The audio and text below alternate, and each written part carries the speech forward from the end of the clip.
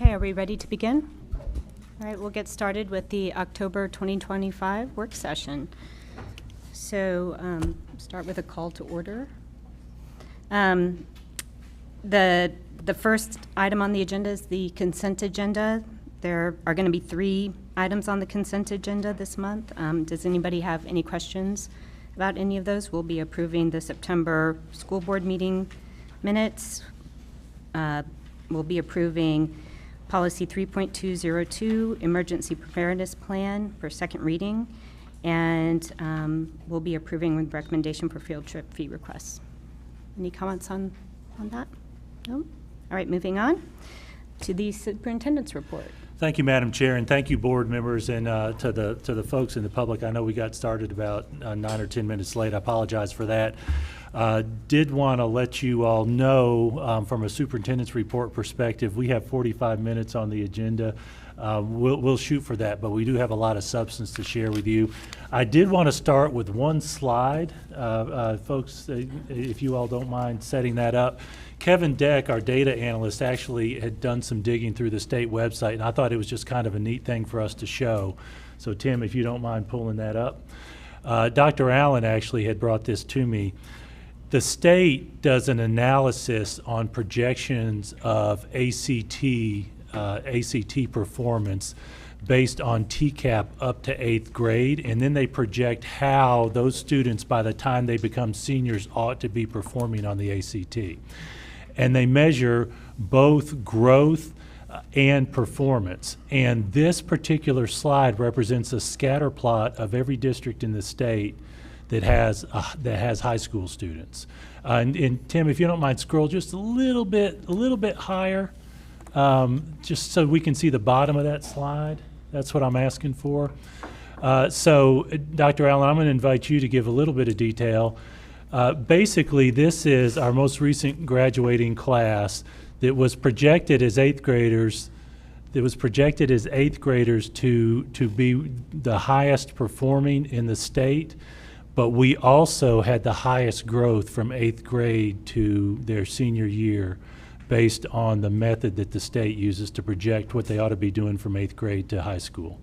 So I just thought it was just an incredible slide that from a visual perspective, really gave evidence of what happens in Williamson County schools as our students go year to year, continuing to grow. And I'm very proud of our high school folks with that focus on ACT. As you know, that is the most significant measure that opens doors for our graduates. Now, I will tell you, we are focusing this year on students with unique learning needs. So that represents averages, but we are making sure we focus on each individual student and finding ways for each individual student to grow. So I didn't intend to spend a lot of time on it, Madam Chair, but I felt like it was worth seeing that just because it just was such a noticeable graphic that the state has on their website. Jason, with respect, I think you're glossing over it too quick, because the achievement, seriously, Yeah. The achievement we all expect. Yeah.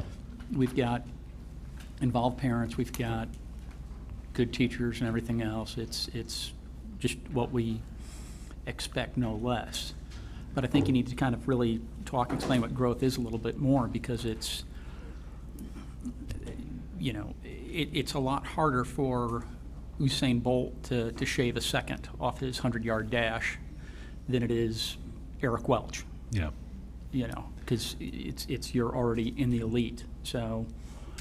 Well, thank you for that. To give you a little bit more detail, that horizontal line in the middle that's a 0 represents expected growth. And then from a formulaic standpoint, Dr. Allen, could you give a little description about a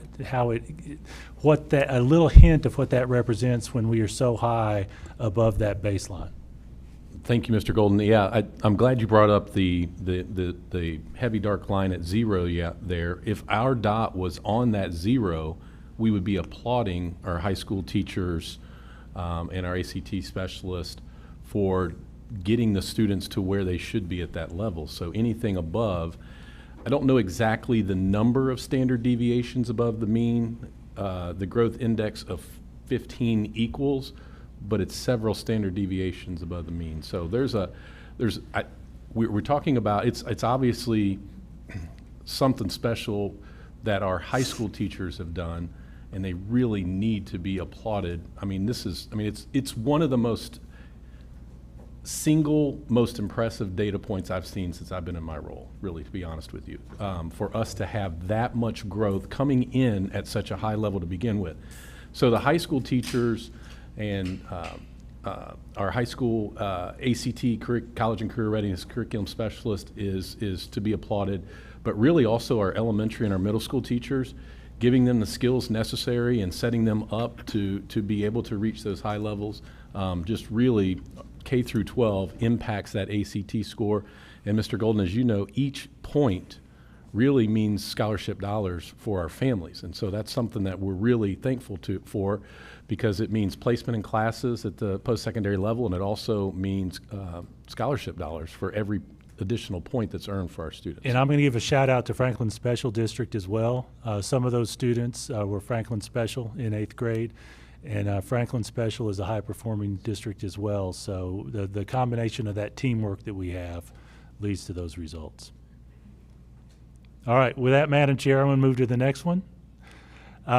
We have on our agenda the textbook adoption presentation. As you all know, we've been sharing with you monthly where we are with this year's textbook adoption.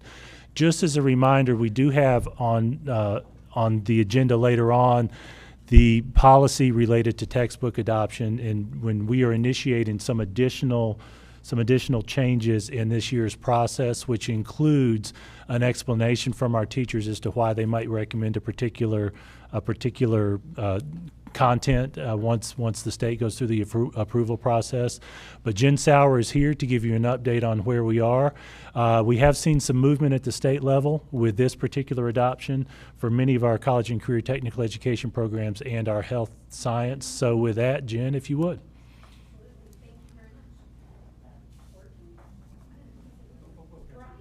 On this time.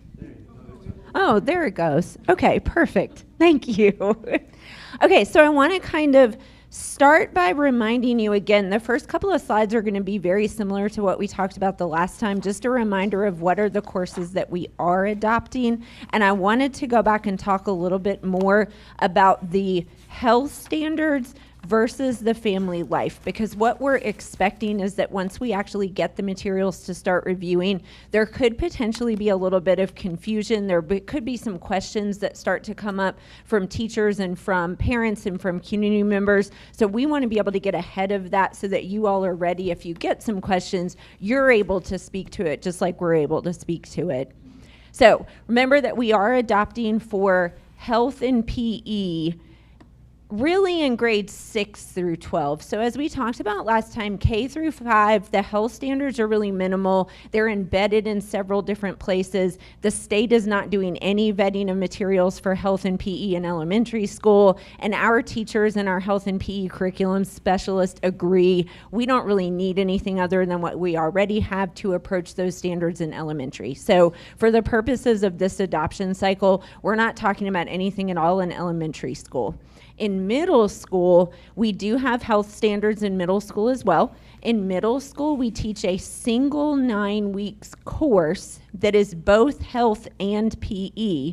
The state did not reach out to publishers to get materials for that course either. So there is no state vetting that's happening for those middle school materials. But when we, again, talk to teachers and to our health and PE curriculum specialists, they express that they really would like some up-to-date materials to approach those standards. And so we have reached out to the same publishers who submitted for high school, and they're sending us materials that they have for middle school. So we consider that a local adoption. It's not part of the state process, but we're still going to follow all the same processes that we follow for that. And then finally, in high school, it's lifetime wellness. It is a graduation requirement. So every student takes it. It's a full year course. It is, again, both health and PE. Most students take it as 9th graders, but some of them will take it further along in their high school career. So here's one perspective that I want you to know, because it's going to be important when we get to the next piece. In both middle school and high school, if you think about the full scope of the course, so imagine like a 5-day week, a full 9 weeks of the course, the full year in high school, however you want to divide that up, When I've talked to our health and PE specialist, she said, really, it's no more than 20% of the time that the students are spending on the health portion. The other 80% of the class, that's the fitness portion. So they're in the gym, they're outside, they're doing all of the physical fitness pieces that go into health and PE. So that health portion is already a pretty minimal portion of the course. What the teachers have expressed and what our health and PE specialist has agreed with is that because we know that health portion is pretty minimal of the course, we're going to be adopting a curriculum, but we don't see the need for every single student to have access to that full curriculum because of the time that they spend on those health standards. So the teachers are going to have the materials. They're going to then use those materials to pull the lessons that are aligned to those health standards, and that's all that students are ever going to see. Here's why I think it's really important to know that. As our health and PE specialist has been starting to look at those materials that we've been able to see on the state site, has started to talk to publishers, what we've realized is that the publishers have included what they're describing as a supplemental resource that does address the family life portion of that little bit of the health standards that overlap and then the family life law. As we talked about last time, we are not intending to change our family life curriculum at all. We found that the curriculum that we have meets all the standards that it needs to meet. It meets every portion of the state code. So we're not intending to change anything in our family life curriculum at all, but where that kind of confusion could happen as people are looking through those resources without having that background knowledge, they're going to potentially encounter some of those family life pieces. We want you all to know students are not going to see those because they're not going to have access to it. Students won't ever have any of those pieces. The teachers are not going to be pulling from that because remember that our curriculum is health standards focused. That's what the teachers are going to be pulling. The family life piece is the presentation that we already have that our health and PE specialist is going around to schools and presenting. I'm predicting we're going to get questions about it. It's confusing. So I really felt like before we ever got to the point of looking at materials, I wanted to have that kind of baseline conversation with you guys and then invite you, if you get questions that you need to direct to us, if you're just looking yourself and you say, hey, can you remind me again, how does this work? We really welcome that because we know it could be a little bit of a confusing part of this particular review. So you may have questions about that. Okay, if you think of anything, please let me know. All right, CTE, I wanted you to see, again, these are elective courses. They're not taught at every high school. So we have some that fall into the category of information technology, some that fall into the category of advanced manufacturing, but for the courses that we teach, it tends to be the engineering ones that pop up the most. The work that's kind of current and then immediately coming up. So today, you have the list of both teachers and parents that we're nominating to serve on our textbook committee.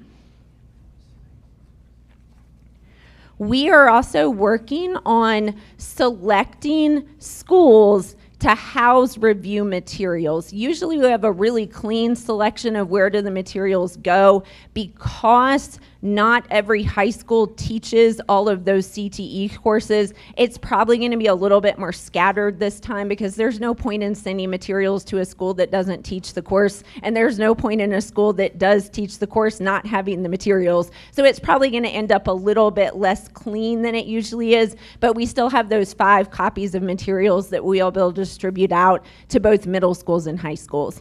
And then our public reviews, which if you remember happen right here in the PD Center, are going to be scheduled for January and February, which is after we'll be able to receive materials once that state vetting is done. If you remember last year, we had 5 public reviews. Based on some comments that we got after that, we decided to go ahead and proactively increase that to 6 this year to give a little bit more time and space for parents and community members to come and review those materials. I actually already have, there it goes, the time and dates of those review sessions set. We'll be making those available to parents, community members, probably starting in December, because you can see that the first date is that mid-January time. So early December feels like a good time to give people enough notice to start making plans for them. We will have print materials available then, and as well as digital access. And then just like what we did last year, we'll put digital access on our website so that anyone is available, or has access to those digital resources to review at their own convenience. And we'll put the feedback form linked on the website as well. So if you're reviewing digitally, you also have the option to submit any public comments digitally. And Jen, just as a little extra piece, we've intentionally included a mix of times. Yes. So that we can honor whatever schedules folks have. Yeah, we tend to find that being able to provide a wide variety of times allows people to meet. Sometimes people are working during the day. Sometimes during the day is the more convenient time because their kids are off at school. So we try and offer a little bit of both. We do advertise that in a variety of ways to make sure that parents and community members have full access to when we hold all of those dates. So we'll follow all of the same processes that we always follow to make sure that there's plenty of notice that those things are happening. Also, based on some conversations that we had last time that we were together, we thought that it might be helpful for me to give you, here are some direct links. If you're interested in getting a sneak peek at the materials that have been submitted to the state for vetting, I mentioned last time, and I went ahead and put the link in there this time. You can right now, if you're interested, go to that top link on the state website to access those materials that have been submitted to the state for vetting. I put in there as a reminder, and the website tells you this as well. Remember, those are the ones that are submitted for bid, not necessarily what's going to pass state vetting. I did put a link to, here are the resources that have passed the first round of state vetting, but I honestly don't know exactly how useful that is because there's also that appeals process that's going to happen. A lot of the materials that don't pass on first vetting will end up passing after that second appeal is through. So really what I would want you to understand, if it says it's passed on that list, we know for sure it's available. If it says not yet, it's one of those things that we're waiting for the state to actually release that list, which we predict to happen in mid-November. So Jen, a couple things. Number one, we're going to post this this PowerPoint so Yes. that you'll be able to pull it up and actually click on that rather than having to write down the entire URL. Also, the last bit you mentioned, you may have a slide on this, I'm trying to remember, but these approval processes go through the textbook commission and then to the State Board of Education. Correct. And the textbook commission includes a list of recommended selections that the state board will then vote on. Yes, I have combed through everything that I can find because as Mr. Golden has pointed out, just like we do at our district, we'll post, hey, here's the upcoming agenda. So as soon as they have that posted, we'll be able to access it. It's not posted yet, or if it is, they've hidden it so well that I have not yet been able to find it because I've dug through every single page that I can find, and I'm going to continue to follow up on that because I know we're all anxious to know what are the materials that are going to be available. So as soon as we can find that list, we'll make it available to you. So as soon as the state board, so the textbook commission has done their work. Yes. And the next step is for the state board, once they post their agenda for consideration, we're going to make sure you all have a link to that and you can see the selections that are being considered. I may Correct. be overstating this, but I will tell you, generally speaking, for such a relatively small adoption, historically, there's a higher likelihood that this list will be approved than some of those more complex adoptions of the larger larger content areas such as history, ELA, et cetera. Just because there's fewer. Yeah, you'll see, even if you pull up that link that shows what passed on first vetting, you'll see that the list of materials is a lot smaller than what we're used to seeing in those bigger textbook adoptions. We might have 8 or 10 resources that pass for a course like math. We might have 2 or 3 in a CTE course. So At the last meeting, you know, you Mm-hmm. showed us that graph, and it was a little deceiving because it looked like they had already selected the books in 2024, 2025, and you mentioned you thought you had someone to reach out to, so I was just wanting to follow up on that. Because Yeah. especially when it is larger book adoptions, like if we can actually get them to stick to the timeline that it looks like they're sticking to on the website. I know. That would make all of the districts' lives That- easier. So that's I an- didn't want to, I just wondered if you were able to, and if there's anything you think we might need to do Yeah. to help advocate for that. Thank you for that, Dr. Johnson. I have had a couple of conversations with some state representatives. The superintendents have annual meetings, and actually the annual meetings with superintendents that the state put on coincided with our most recent voting meeting. So I arrived the next morning at those meetings after the voting meeting. I have had some conversations with some state representatives and emphasized when social studies comes next year, the schedule's gonna be tight. Can you all please do that? And so I will tell you that likewise, if you have those opportunities with anyone at the state board or the Tennessee Textbook Commission, that you do that as well. They have already gone through some of their processes with establishing standards for those social studies courses. And if I'm not mistaken, you all have gotten an email, I think, from a local resident who follows those. I think there's a website, Tennessee History for Kids. You may have gotten an email. I know, Dr. Driggers, you and I had a conversation about U.S. history specifically at one point. So short answer is yes, and I encourage you in the next few months to call their attention to it as well. Okay, the next things that are coming up, I want to remind you that our first textbook committee meeting is on November 3rd. It'll be right here. It's during the day. The next slide actually has the hours on it. It's a half day. It is intentionally placed before we have materials, because really the purpose of that meeting is to pull the committee together to establish the importance of having high quality instructional materials to support best practices in instruction, and then to create those criteria checklists that a committee will use to guide their work. We think it's important that that happens before they start looking at any materials. So we'll intentionally place that before the state list is available.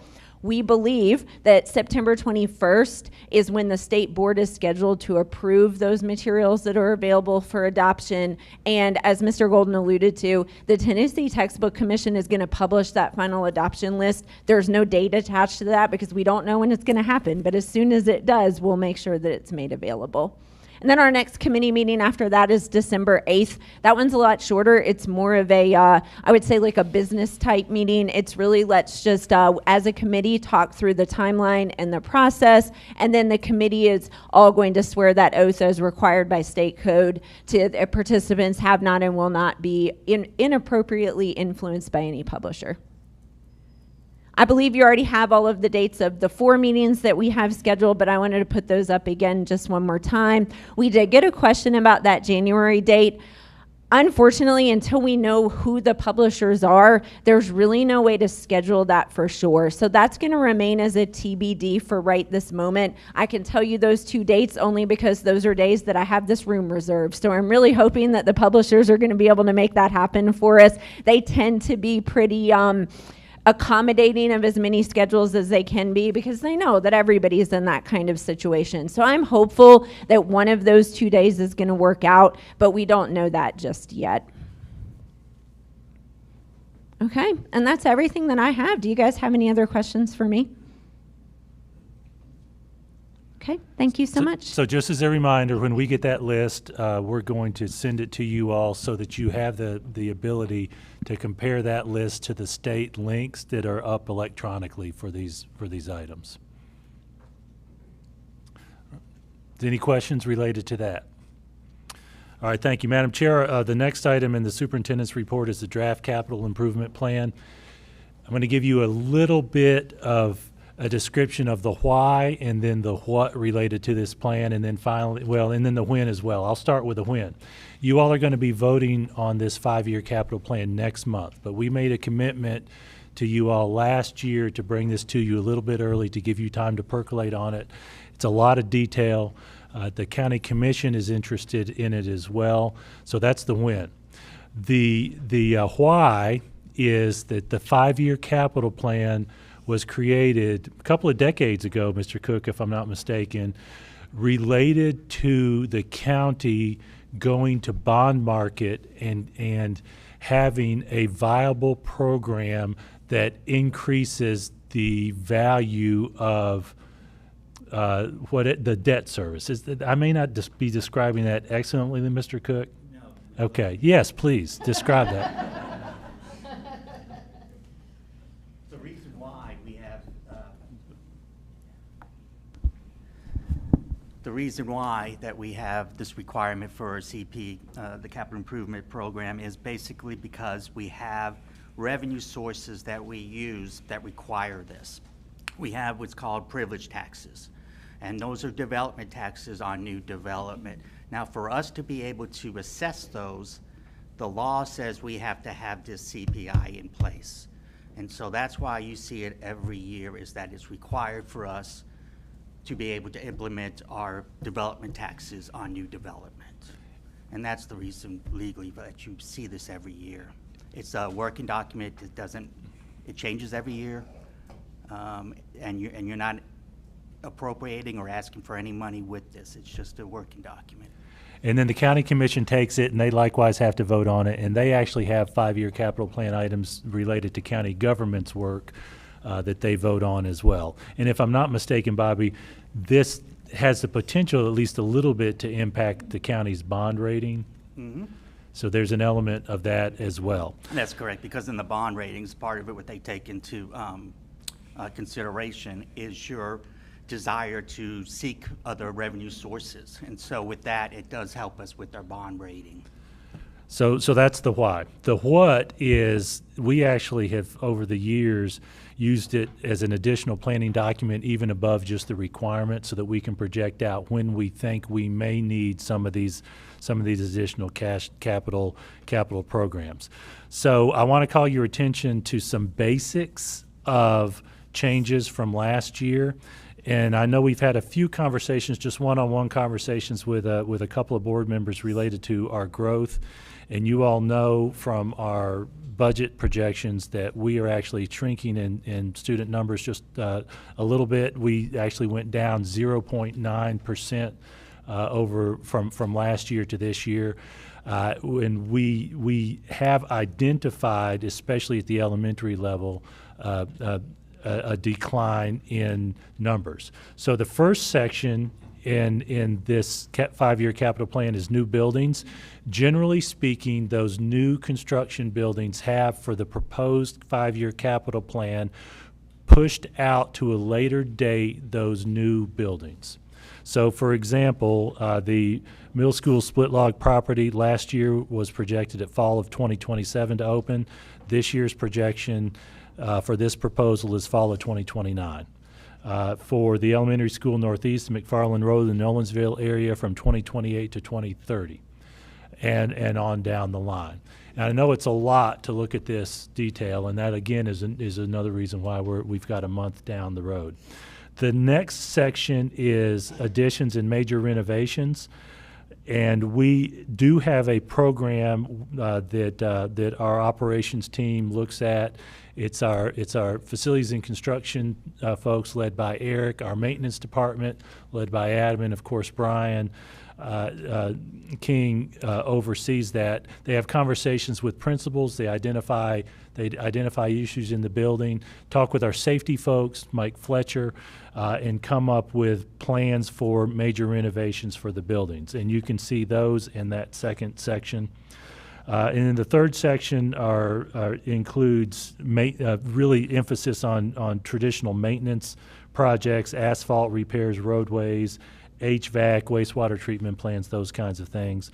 And we project those out over time. I will tell you, generally speaking, those two sections, the major renovations and the maintenance yearly request, are a lot easier to predict because there are life cycles for most of those projects. And then finally, you can see that section down at the bottom, safety and physical and cybersecurity issues. What we try to do is give the county commission a heads up about what might be coming next year and the year after.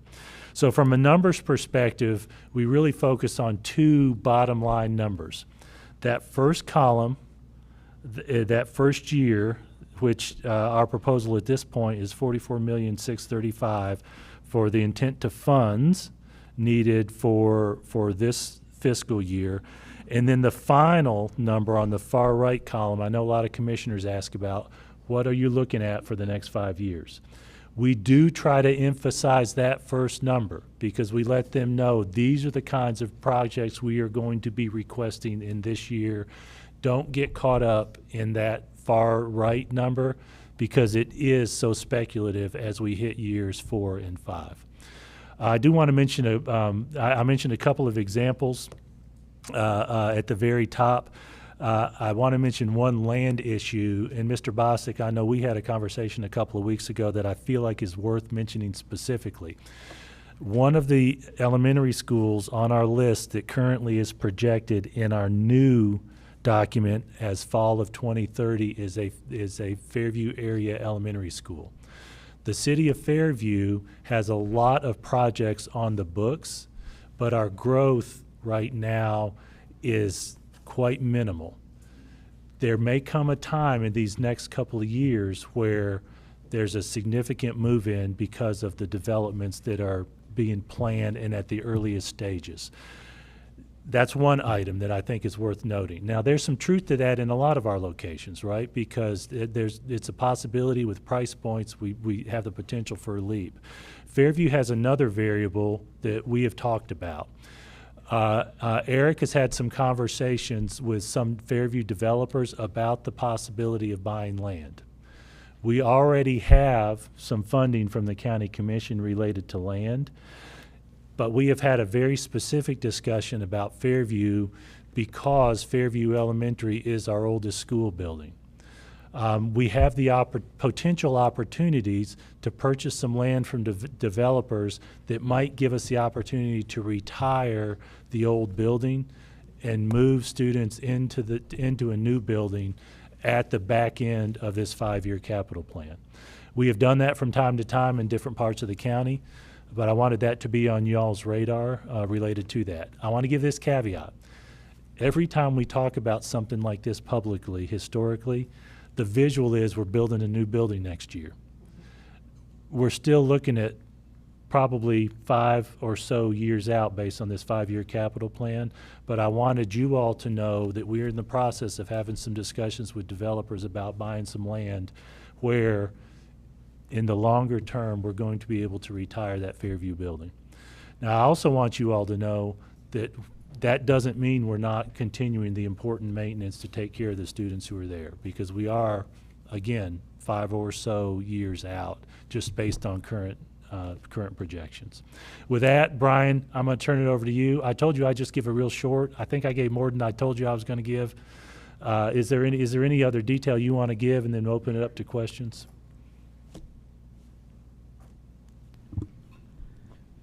Yes, sir. So thank you, Mr. Golden. Just a couple of additional notes. In the new buildings part, we are asking for the startup money for a new auditorium for Spring Station. That's really the only thing in new construction that we're asking for. And they're really the only middle school that doesn't have a true auditorium like the rest of the schools.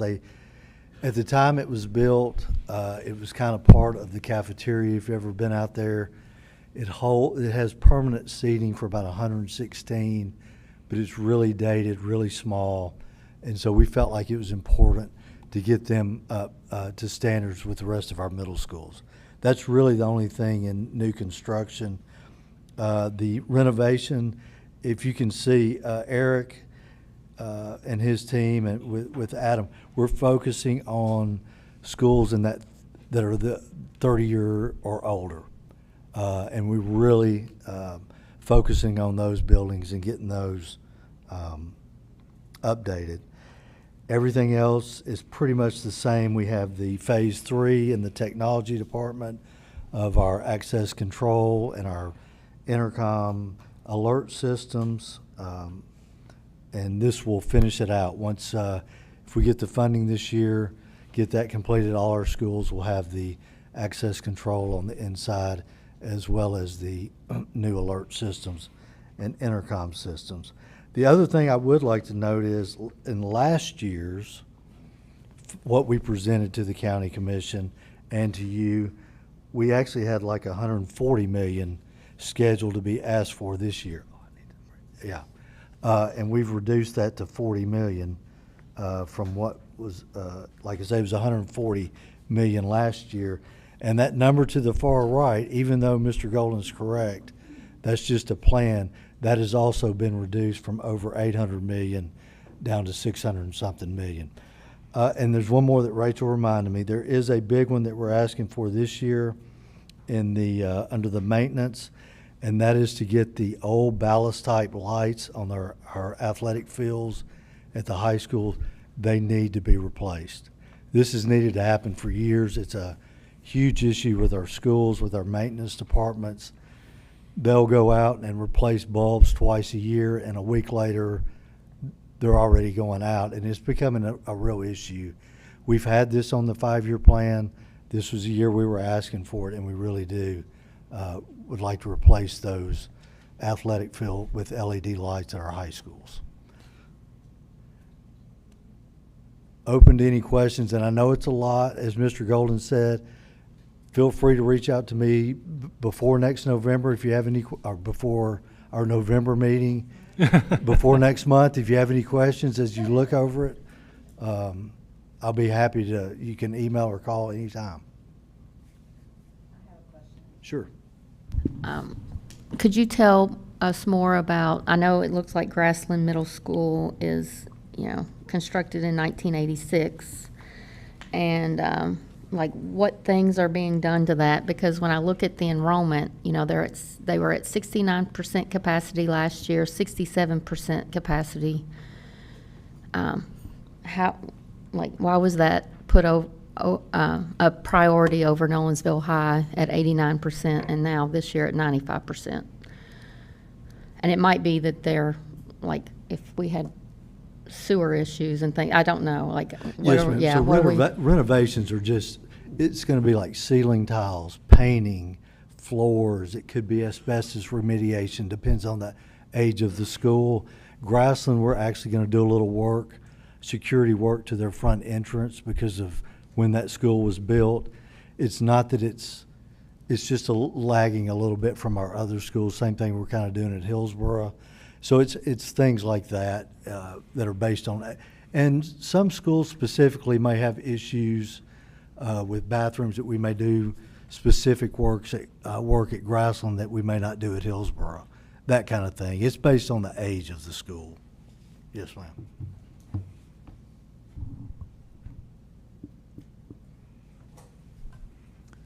And Dr. Johnson, you also asked about Nolensville and its growth. We have, with the work that Allison Nunley does with Brian, she tracks the younger grades and projects what we can expect at the upper grades, and so we've come to the conclusion that getting that addition that ought to seat about 400 students. I'm trying to remember, I can't remember the number of classrooms off the top of my head in those wings that we've been. Thank you. It's actually on the document. Thank you. 22. That's why I was asking, 'cause yeah. they're coming. Yeah. We've projected that out based on our numbers projection. We didn't view it as Nolensville competing with Grassland. We just viewed it as there's both a need based on the timing. I have a question. I noticed for the five new schools kind of on the horizon, 3 of them are elementary schools. And I know we've seen, the last, I think, 3 years, a slight decrease in enrollment. And Mr. Golden and I also talked about how we're seeing, especially in our elementary grades, Yes, ma'am. quite a bit of shrinking, it Yes, is ma'am. shrinking. And for example, I know I was volunteered at Grassland Elementary cafeteria a couple times, and they only have 2 kindergarten classes. And so I'm just kind of wanting to kind of get, I understand the Fairview one, that might be, but the McFarland, where would that fall on this map? That McFarland The McFarland Road property, we're actually having conversations right now with Southern Land about land. They're doing a new development. That is east of Nolensville Elementary School, top right corner of oh, and by the way, I failed to mention, we did give you all a hard copy map. It is to show you where the schools are. Barely, yeah. Yeah. Okay. It's going to be kind of landlocked. You're correct about that. Because Rutherford County is probably a quarter of a mile from that. You're correct. That spot backs up tightly to Rutherford County. And Davidson. I mean, it's just like. It is in the corner. A lot of that's going to depend long-term on how dense the developments are and how they get approved by the town. And again, we have actually pushed this off 2 years from our current, and there's a possibility it could get pushed off some more. Right, and then the Spring Hill Thompson Station, I guess that's, where could, I mean, we've got a lot of schools down there. We do not have the land for the Spring Hill yet, but that school is in there based on the June Lake project that has started. And again, it's on the 5-year. It could get pushed out, as Mr. Golden said. Nolensville Elementary is, they have a couple portables already. There's a little room at Sunset, that we possibly could relieve later down the road if we wanted to, but it's just the area. But yeah, you're correct. If we could move some kids from Nolensville to Grassland, that would be great.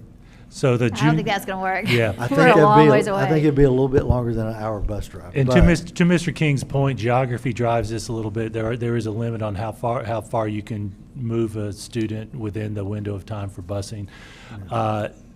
The June Lake development, the developers have told us they have a 20-year build-out schedule. So it's something that at this stage we're monitoring, and we've pushed it back based on what we've seen so far. And I think the starting price is around 800, is that right? I don't know. That's probably right. That's So probably right. For young families, that's a lot. Yeah, you're right. And that is what we've seen. For young families, we've seen what I think is starting to be a trend the last 3 years now. We've seen that trend with respect to the younger children. Jason, I'm noticing the Centennial, the 22 classroom additions, looks like it got moved back a year. Yes, sir. Well, and it's driven by enrollment based on our numbers. And we actually, if you look at our high schools, what we've seen, and I had sent you all a link where we added those percentages based on Dr. Johnson's suggestion. Our high schools, from a quick percentage standpoint, Brentwood's at 77% capacity, Centennial's at 74%, Fairview's at 65%, Franklin at 84%, Page at 77%. And so I'm not going to read the rest of them, but those in particular, we don't foresee an immediate need to build on extra classrooms. So while you got those numbers, who's getting the most out-of-zone students pulled from them? I don't have that data. I will send that to you all before the voting meeting. I mean, Allison I can tell does you who keep it that. is. It's the same who it always is. Yeah. So, well, it's Franklin High School gets some in part because of their IB program. I will tell you, I was surprised. We thought Brentwood, for the first time in, I'm going to say 10 years, we had actually open zone Brentwood. We thought it was going to fill with available seats. It did not. So that implies to us that convenience of drive is a driver. And so when you talk about Franklin Centennial being near each other, Independence and Summit being near each other, to your point, there is a significant choice impact there. Yeah, so, but it becomes, when you're saying the capacity isn't there, it becomes a self-fulfilling prophecy. Yeah. Because it becomes the perception of the opportunities won't be there because they're not going to be as competitive as athletics because of the enrollment numbers Yep. or the opportunities of other programs and everything else. Yep. So it sort of feeds into that, and we create the problem, and then we say, well, the problem exists, so we can't expand it. Yeah. And zoning is an issue there too. What I will tell you is, and Dr. Webb, you and I have had some brief discussions related to this. With the state structure of open zoning available seats, there is more of a premium on principals and programs to be attractive to students. And so I don't know that we have enough information yet from a trend perspective, but if a program has success, success breeds success, right? And it becomes more attractive to folks if they've got the capacity to drive to a school that's open zone. It's going to be attractive for that. It's my point exactly. Yep, you're right. So Jason, it looks like the methodology on the major renovations, like the ones that are not the additions. It looks like you're just going down based on the age of school, and that's a proxy for. That makes sense just from a rationale standpoint. So nobody can say, "Well, you're favoring this school over this one." And I guess they might jump up, based on on urgency or whatever. But could it on the website that you sent us with those maps by school zones? Yeah. Is it possible to put kind of to just color code those zones? I think it'll make I think we talked about this last time, but if it's possible just to basically take the percentage occupancy rate and put something like, if it's over 90%, then it's red. If it's something to 90, it's yellow, and then below 80 or 75 or whatever, it's green, just so we can see as a visual which spots have vacancies and not. I think that would just be very helpful, because the commission's going to need that. Yeah. Because that piece of paper doesn't say Nolensville and doesn't show that Nolensville and Fairview are 60 miles apart or whatever. Yeah, that's right. That's a whatever good point. Right, exactly. Yeah. No problem. Yeah, that's a good point. We'll make sure to do that. Okay, that'd be really helpful. And Brian, I'll reach out, just because a couple of the dates just need a little bit of work in terms of when the proposed spending, when that's done versus when we have it open. I think it actually would be, if you have any data around our actual intent to fund requests over the last several years, compared to what we thought we were going to, what we said we were going to ask for. Obviously, we continue. These things end up for so long on the list because we do a good job, and we're not building a school if the people don't come. But to be a good steward, and to show, like, the worst thing that we could do, and it's happened before, is things that popped up on our list and jumped right up on top because of unexpected things that weren't available. Information that we didn't have a year ago. But I think it'll just be good to show our commitment to only build projects if we have the need. But you're preparing, because when you have to couple this with our enrollment projections, and it's okay to continue to assume there's going to be growth because our county continues to grow. I'm still not convinced that families aren't coming here, but maybe they're choosing to not put their kids in public school for the first couple of years, because we haven't seen that type of change in middle and high school, and so, like, I don't know what to think. I think it's inconclusive to make any judgments necessarily on why our enrollment is down and our population is up. Yeah. So, Well, to your point, I'm sure there are multiple variables. I will tell you that private schools do have a responsibility to notify LEAs across the state of students with addresses in the district that they are enrolled there. This is the time of year when we're receiving those reports. So when we get those in, I'll make sure we get you all a little bit of longitudinal information because we had some from last year. But that data is never 100%, right? Because there are some variables. There might be an independent homeschooler who doesn't know that they're supposed to report it, those kinds of things. And Mr. Garbutt, I'll add, remember last year, part of our strategic plan was to reevaluate and update the capacities, and we did elementary schools last year, and we knew that was going to be the biggest one and with the most change. We're finalizing the middle school, so there will be some slight adjustments to our middle school numbers.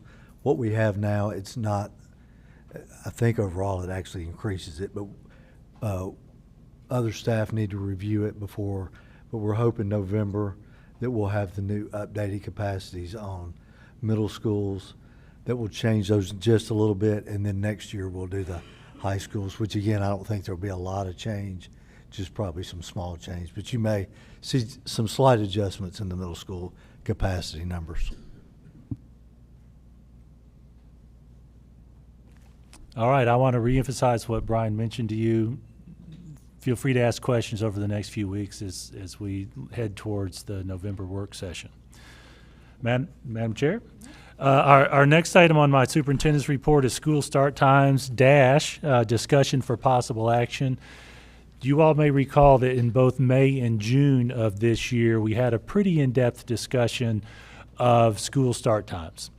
I have 4 slides where I'm going to give you a thumbnail review of that discussion with a caveat that this is a thumbnail review. And I'm going to refer you back to the detail of those reports from a year ago. So with a caveat that don't take my very small thumbnail synopses as gospel, but go back and look. When we had those discussions, we in essence told you, go ahead and pull that up if you would, Tim. We in essence told you that we were looking for direction, that we met the strategic plan item, and we were needing some direction from you as to whether to go further. The discussion, for lack of a better phrase, was all over the place. Of course, it's been recorded. We can go back and look at it. We haven't taken any action since then. I want to give you a reminder of that and know that a couple of board members have asked, can we get something definitive from the board on whether to go forward or not? So with that, I'm going to just give you a quick reminder of the conclusions and a reminder of what, if you voted, we would do to take the next step. We do not, if there is another vote, that is not and would not be a commitment that we're actually going to make a change, but it would be a commitment that we're going to do some more work to get some more detail on some planning of what it would look like if we did change. So this slide just happens to be a quick reminder of what the committee went through in analysis. I'm not going to spend any time on this. That's the analysis and evaluation process. So if you all would move to the next slide. All right. This is the results of the committee's analysis. Again, ultra thumbnail. And Brian, I think actually when you did those slides, I think something happened with the font on one of them. Yeah.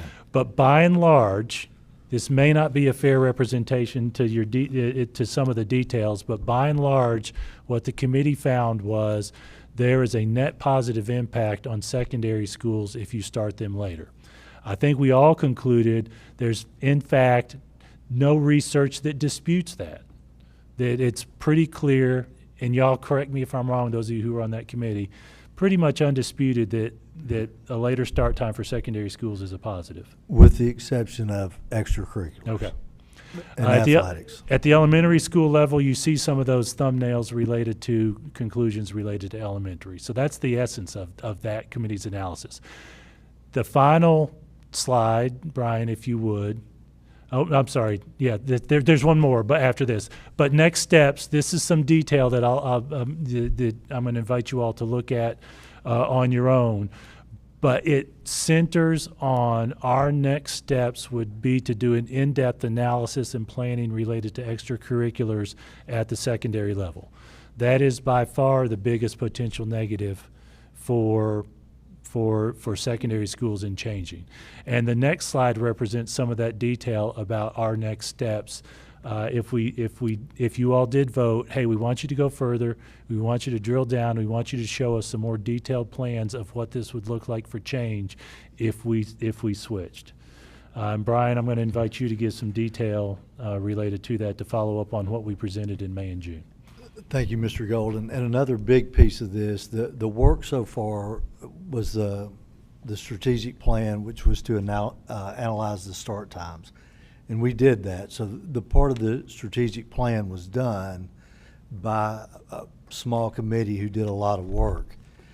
If we decide to go forward, we're expanding out of this committee.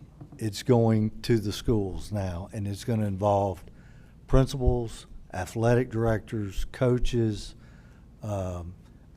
assistant superintendents, to get this next set of information. It would leave this committee, we'd still be part of it, but it really would expand into the schools and get into the weeds, which is, if that's what the board wants to do, that's what we'll do, if that makes sense. So I intend to have a discussion with Mr. Brown about putting this on for a vote as to whether we go further. Certainly invite any questions you all may have. There may be some detail. I know, Mr. Galbraith, you spoke to this four months ago in some of our public meetings. Yeah, thank you. Yeah, I guess I had a good conversation with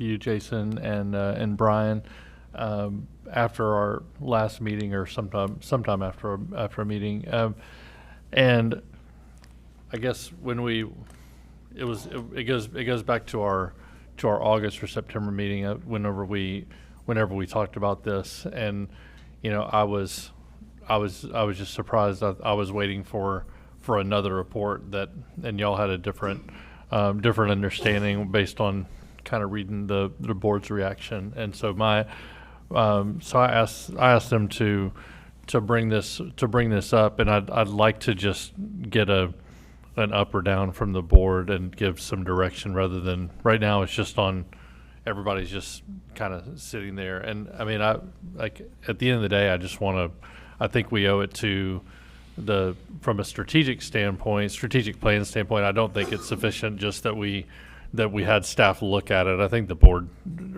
kind of owes everyone who participated in the strategic plan an answer, if you will. And so over the last 8 years, this has been a topic, even since it just kind of, the way the other process kind of started and ended, it just left little to, it just felt like it wasn't finished. And so there's been talk. I think the initial presentation kind of glossed over the need, and then as we got into the meat of the committee's findings, if you will, it focused all on the negatives. And so I don't feel like there was it wasn't anybody's fault. It's just the way pragmatically the conversation fell. And so what I wanted to do was to have a vote before they expand this, and it creates a good amount of work for a lot of people to. Which I think is, if we were looking to make a decision, I don't think it's appropriate to ask the public to really weigh in until we have a good plan on what our plan would be. And so in order to do that, we need some more information to be able to make an informed vote as a board, which would also, at the point at which we got so if we, how I understand the process, you can just, I think we're on the same page. Yeah. But if we voted to say, yes, we want to take the next step and do the due diligence to determine what a plan would be, then, and the board said yes to that. If we say no, we just drop it and we move on. If we say yes, then you go do that.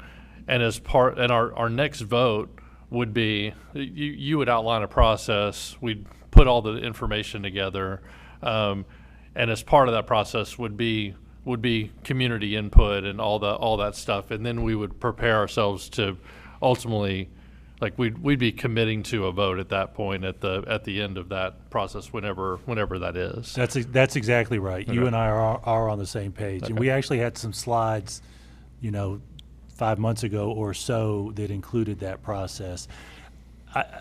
It's possible that in all that detail, we got lost a little bit in, what would be the next step. That's why I wanted to give some clarity on what Brian and I just talked about. If you all want us to go that extra step, it would involve our administrative team related to extracurriculars. And I guess my particular ask if for the process would be that we would come up with I would ask the committee or you and this, as far as the deliverable from this process would be, hey, here's what we would do if we didn't have any if we didn't allocate any capital, right? So I don't want the result to be we're going to need $30 million, because it's like, oh, that's a lot. Like, what would we do if we didn't get any capital? And then ultimately there's another step that if we had more capital to put lights on fields or to build more fields or to do whatever we need to do, then that could be a next step, a secondary recommendation that could be implemented over a period of time. But I'd like to not make capital a sole issue that could just be swept away. I was like, well, we're never going to, we can't ask the commission for $30 million right now. So if I could, that would be my only request with regards to this vote. So, Mr. Goff, you're exactly right, and we've already talked about it on the committee. When we take it to the athletic directors, principals, it's going to be with your current, what you have, not, extra fields, lights at middle schools. Currently, with what you have, how would you do? How are you going to schedule lacrosse, soccer, that kind of thing? Right. Yes, sir. Sounds good. Is it, as a reminder, if we push back the start time, was any number mentioned? 15 minutes, 20, 30 minutes? We were actually talking about the potential of flipping the start times and having having primary start first, elementary first, and secondary second, rather than moving the start time 10 or 15 minutes one direction or the other. Okay. And the follow-on, do all of our athletic fields currently have adequate night lighting? No. No, sir. Okay, so that, we would get that information later. Thank you. Yes, sir. The middle schools, most of our middle schools don't, but yes, sir, that would be part of it. Yes, sir. Okay, I'll go. So the last time we talked about it, this was actually, I didn't mention it, this was my biggest concern, was how late the high school or middle school kids would get home. And I look at that because I know extracurriculars and athletics are a big deal, and it's great, that we have such a vibrant program, and how that would impact the family time for the families. They're always getting home late. Are they going to be able to sit down and have dinner together? What is it going to look like? And that is my biggest concern, as well as then when do they start with their homework? Because that takes in another hour or two away from when they're starting their homework. So I'm really not in favor of moving forward with it, but because it will impact that no matter what, regardless of all these other things. And so that's my opinion. I was going to say, I'm also not in favor of moving forward with it. I feel like over the 14 years that I've been a parent in the district, we've asked a couple different ways, like people's opinions or parents' opinions, and I feel like we see the positive and negatives for both. But in my opinion, I just think the negatives outweigh the positives as far as having our youngest kids at the bus stops early in the morning, and then also the impact on extracurriculars. And I understand about not including the capital, but I do think that the capital impacts the participation. Like, we have to have lights to keep them safe. And so I do think that that has to be part of our consideration whenever we think about the money that is available and how that will impact the participation in the extracurricular activities.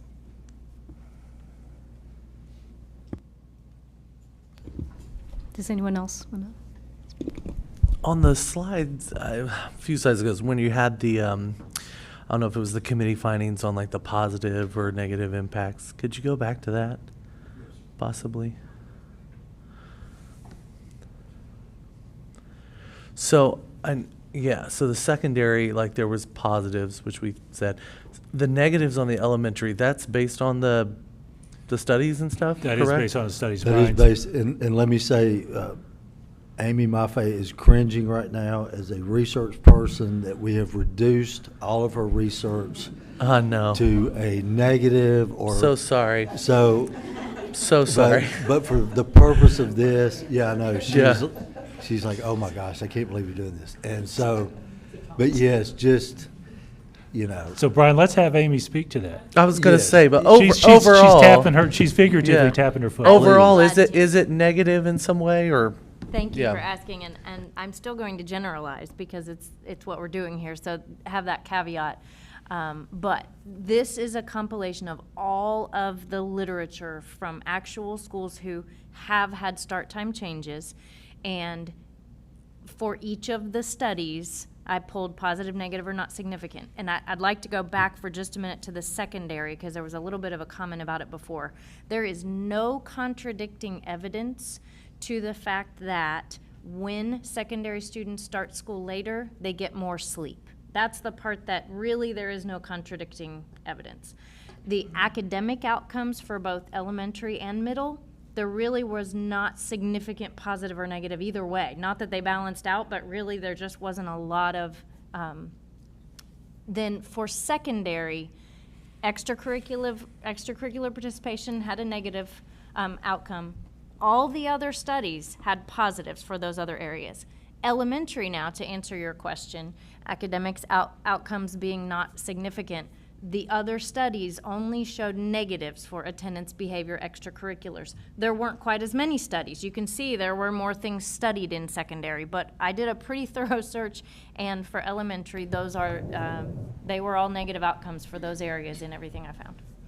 Can you define a little bit more on the secondary, the driving and accidents, that it was positive to switch? Because that, to me, that's a very powerful. Yeah, absolutely. That was a pretty big impact. What they found in several different studies is that comparing before and after the change, there were lower numbers of teenage accidents, meaning the outcome on students was positive, that their start time was later. Does that make sense?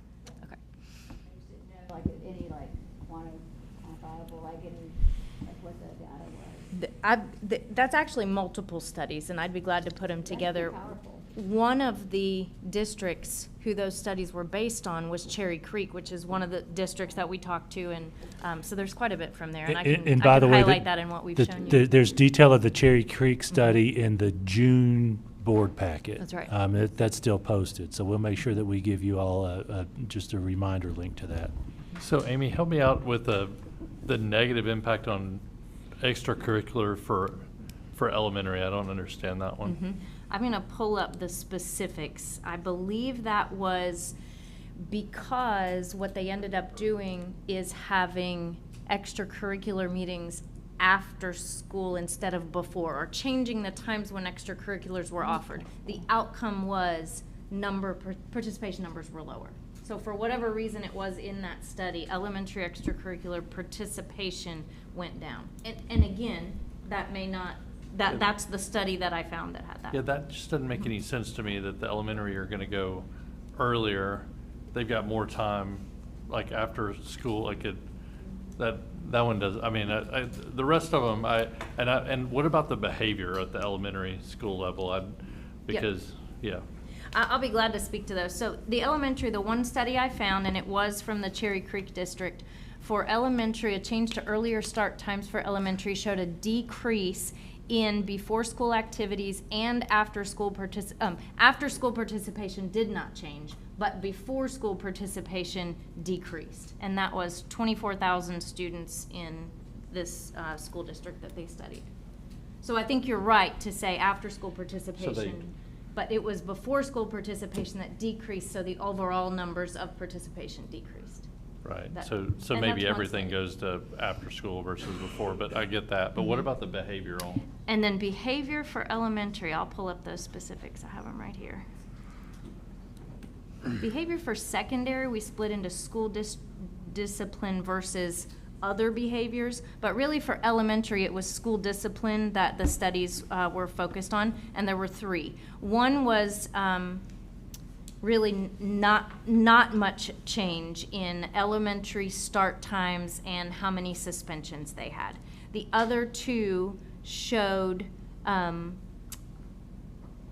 negative effects, and this is kind of a backwards one, but when elementary started later, there were less short-term suspensions. So that was one study. Another one that I found said that earlier start times for elementary were associated with greater behavior problems, including harassment, suspensions, and expulsions. That was a study of 310,000 elementary students in Kentucky who had had their start time changed earlier. So those are just the 3 that I found. Really the only ones I could find with those topics. I will tell you, our raw numbers at elementary, the suspensions are pretty low. So, Oh. oh, sorry. Is it okay if I go I or was you good- go? Yeah. Secondary, health, positive. Depression, stress, attempted suicide and things are a very serious consideration. Are you saying that those incidences went down if there was a later starting time? Correct. The outcome of a later start for secondary had positive outcomes on those areas, correct. So my question, I think it's shared that this is part of the strategic plan, but like what problem are we trying to solve with switching the start times, and is it worth the return on investment?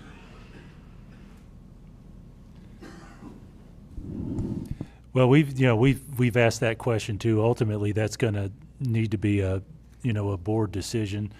Where we're at is we've done the studies. I will say we're kind of potentially addressing that question in some different context with one of my proposed superintendent goals, alternate delivery models. Mr. Galbraith, I'm speaking for you just a bit. One of the things you mentioned last month was things are going really well here. Are we exploring other possibilities, right? And so we've had that discussion, and we're open to that discussion. I think the question here in the context of school start times is, do you want to go further, knowing where we are? And Mr. Galbraith, you also mentioned that this discussion's been going on for 8 years. It's actually been a little bit longer, but somewhere around 8 years ago or so, we actually did what Dr. Driggers had mentioned earlier, which was move all the times back about 15 or 20 minutes. And so there are some subtle changes. I will tell you, when we did that, to answer your question of were we solving a problem, I didn't perceive at that time that we were solving a problem. It was just an adjustment based on some conversations that we had. You trade one problem for another in that context. So, Margie, if I may, I think the reason this was an issue is the research that has been relatively overwhelming around the positive impacts on the adolescents to start later. Just everything around their their sleep pattern. Like the people back years ago when we went through this, we got lots of data, and nobody really refutes it. The positive health benefits. It really surprises me that the outcomes don't follow. I think it's a function of not a lot of data, not a lot of actual studies. I think the ones that have been kind of inconclusive. But it's the positive impact on not only more sleep, because some people might argue that they'll just go to bed later, but it's the optimal learning environment for them to be at school before their body's awake, essentially trying to learn, and it's counterproductive in the mornings. So flipping does a couple of things. One, elementary gets home so late right now, and they have, maybe a couple hours of time at home before they go to bed so early. Like, you can't argue. Like, we've got the ones that go to bed the earliest get out later right now, and they've got this condensed time after school, so they're getting home at dark, and then they're going to bed by like 8 o'clock. Or there's a continuum of there. The older ones go to bed a little bit later, maybe, but it's not. Nobody would argue that the older kids, and it's not just because they have more freedom, and it's just their biorhythm would say that they're not ready to go to sleep by.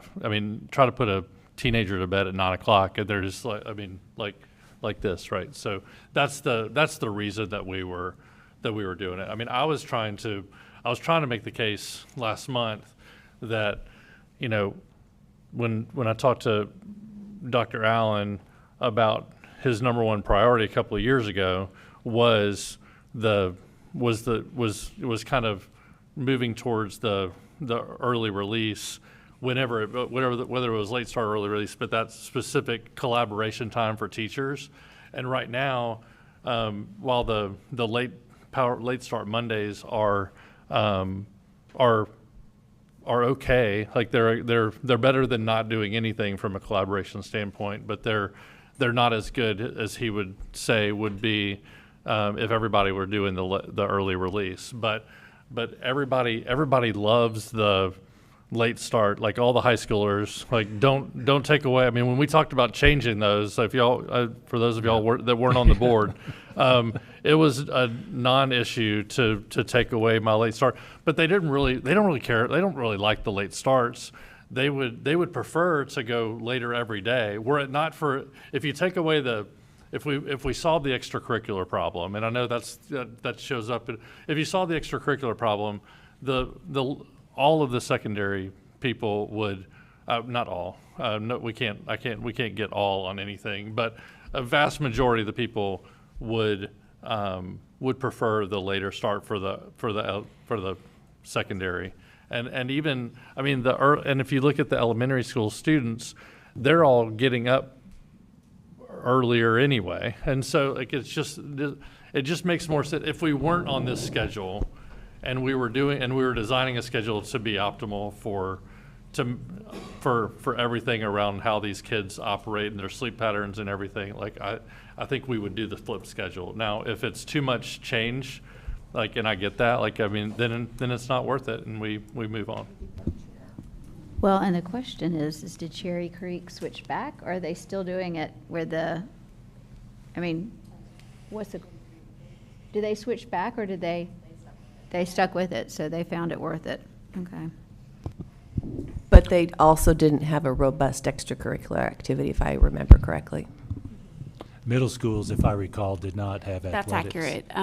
The middle school programs that we have here in Williamson County who are involved with the TMSAA are very robust, and a lot of the studies of local and with Cherry Creek, they do not have the level of middle school programs. They do not have facilities.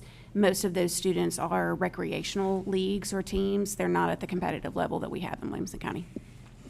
To that point, I can remember experience with my kids of wrestling match going after, and it was a tri-meet, and you got 3 teams going, and they go together, and you've got to clean up, and you got to do the mats, and you leave after school, and you get there, and it was finally done, and we could leave, and it was at another high school, and we had to drive home, and it was 10 o'clock, and we're just getting ready to leave. And, you know, his son walks up, and, you know, it's like, hey, you done all your homework already? And it was just defeat. He just went, no. He said, I got an AP exam tomorrow, and, you know, tests like that. You know, and it was the first and only time I said, you know what, you just go to bed. You don't even have to go to school tomorrow. You know, it's the only time. You know, I get it. Push these things even back later. How late it's going to be? Is it now 11 o'clock that he rolls out from that thing, and he's trying to start his classes and that thing? So a lot of this, I say, it's, you know, it's squeezing the balloon here. It's, you know, who do you want to shift the negatives to? To your point, it's, I don't want the extracurriculars to be the tail that wags the dog, but our kids are involved in a lot of extracurriculars. Those band kids, my Lord, they are there year round. That's the hardest working group of any of the sports. But, and then to your point, it gets dark early, and especially with young families, it's the same thing that we've seen with the. You know, the youth numbers taping off. They're not coming here because they can't afford houses in Williamson County. I could not afford my house when I was starting out in my career and I had young kids, as opposed to when I'm more mature in my career and doing it better and have older kids. And the same thing is true when a lot of families with young kids also have two working parents. So you're putting them out there at the bus stop really early at dark. So it's, you know, there's not a perfect solution for it. I appreciate all the work and everything that's done, and I mean that. I do. It's a lot of work and everything that's gone into this, but I just don't see a net. I don't see the significant, overwhelming positive across the board for all students. It's, you know, serve one to, you know, rob Peter to pay Paul. And I think you made a great point, is just we don't have the infrastructure there in place for the middle schools and everything to do it yet. So it's kind of putting the cart before the horse. If we want to flip it, we got to make sure that we've got the infrastructure in place for the kids so that we can do it, and we don't have it there yet. I mean, that's just not, you know, and it ain't on here. So I don't know. I'm just talked about it for a while, but I'm not in favor of moving forward with it. Dr. Driggers. This for Brian and Amy. Did anybody consider daylight savings time? Yes, sir. Okay. Yeah. So, Yes, sir. Yeah. That's part of it. And actually, there was a slide in the documents that we'll send you a new link to that talked about, I think it was like nautical sunset or something like that. I mean, because there's like 3 different types of sunset. It's civil twilight. Civil twilight? Civil Thank you. twilight. We learned So a new yes, term. yes, they looked at that. Yeah, I think I agree a lot with what Eric said with that. You know, I don't know. To me, it doesn't seem like it's enough of a net positive to justify it. I would think. I don't know. I just look at myself now with like our son. So this would affect. He's obviously in elementary. He's in kindergarten, and getting him up earlier, and it's, you know, some days it's like chasing a cat around the house. You know, it's just crazy. And I like to think that gets better when you're older, that you're a little more self-sufficient. I don't know. I'll let the people with older kids speak to that. But it just seems like it's, I don't know, to me it seems like it'd be a lot more stressful for kids. As far as the health benefits, I do recognize the more sleep for the older kids. That's probably somewhat indisputable. I don't know, when you're in high school and you're getting ready to transition to college, or career, and you got those early days, it's, maybe it's better to kind of, get them a little more prepared for that early on, for waking up early and going to bed earlier, I don't know. I probably would also not, I'm fine if they want to move it forward, but if I had to vote or give it up or down, I probably would just be like, I don't think there's enough for me to want to do it, but, yeah.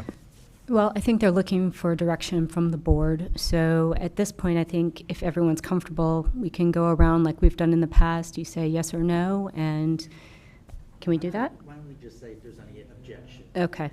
Does anybody have an objection? Object to moving forward? Yes. I object to moving forward. Well, I don't know if I don't know about having a vote. I mean, to me, well, we kind of are, but Shouldn't say voting. I guess does anybody object to just bringing it up for a vote and let's just vote on it? Like we've been talking about it for a long time. Like I'd rather just vote, not vote on whether we're doing it or not, but vote on whether, yeah, we're giving Jason direction to either move forward with additional studies or not. Like, so I don't want to leave it and just say, well, we talked about it at a board work session one time and then we just dropped it. Like I'd rather just, like I mean, if it fails, it fails. Like I just want to get it on the record and give Jason some direction, and then he can point back to say, hey, why didn't you move forward with that? Well, the board told me that they weren't interested, so there we go. So you would prefer to vote for it than just table it? Yes. Okay. Unless there's, I mean. Is there any reason why it can't be added to the agenda? I'll have that conversation with Mr. Brown if that's the will of the board tonight.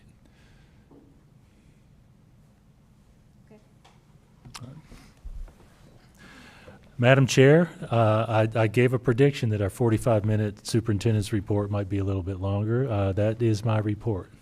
All right, thank you, Superintendent Golden. So now we will move on to the operations report. Mr. King? Thank you, Madam Chair. A few construction updates. Brentwood Middle School, of course, we're finished with the actual building. Now we're working on the final phase, the outside, which is scheduled to be completed in November.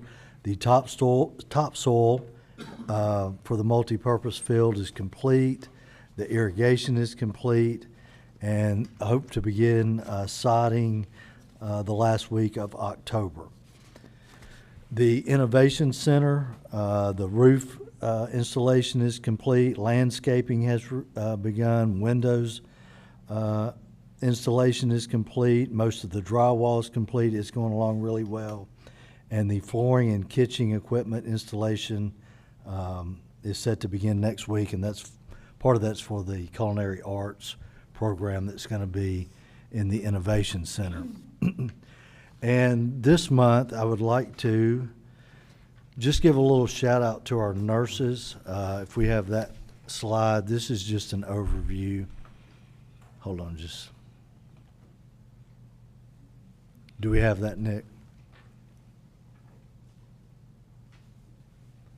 We do have a seaside landscape that it. was So pre-twilight. This is where the nurses would love to be. A little zen. That's okay. I'll just read you. That's okay. I'll just read you some numbers. It'll be part of the packet. We'll make sure it's in the packet. But just in the month of September, there were 25,000 visits to the school nurse in 1 month, and of those, almost 6,000 were scheduled.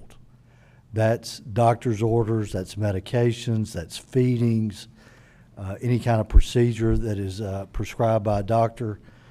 And the big number that Sarah Whitfield, who's head of our nurses, likes to point out, of those kids that went to the nurse, 92% were able to go back to the classroom, which is huge for our kids and learning and not disrupting. Our nurses do a fantastic job, y'all, under the direction of Sarah Whitfield. And so I just wanted to show that number for this past month, just kind of as a snapshot. And Brian, for years, under the old funding model, the old BEP model, there was a dispute over nurses because nurses were funded at a 0 point something, and it was based on student numbers and not schools, when it was apparent that we needed a nurse at every school.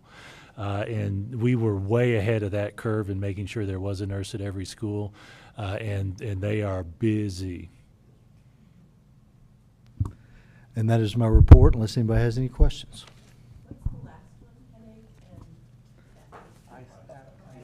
Yeah, ice pack.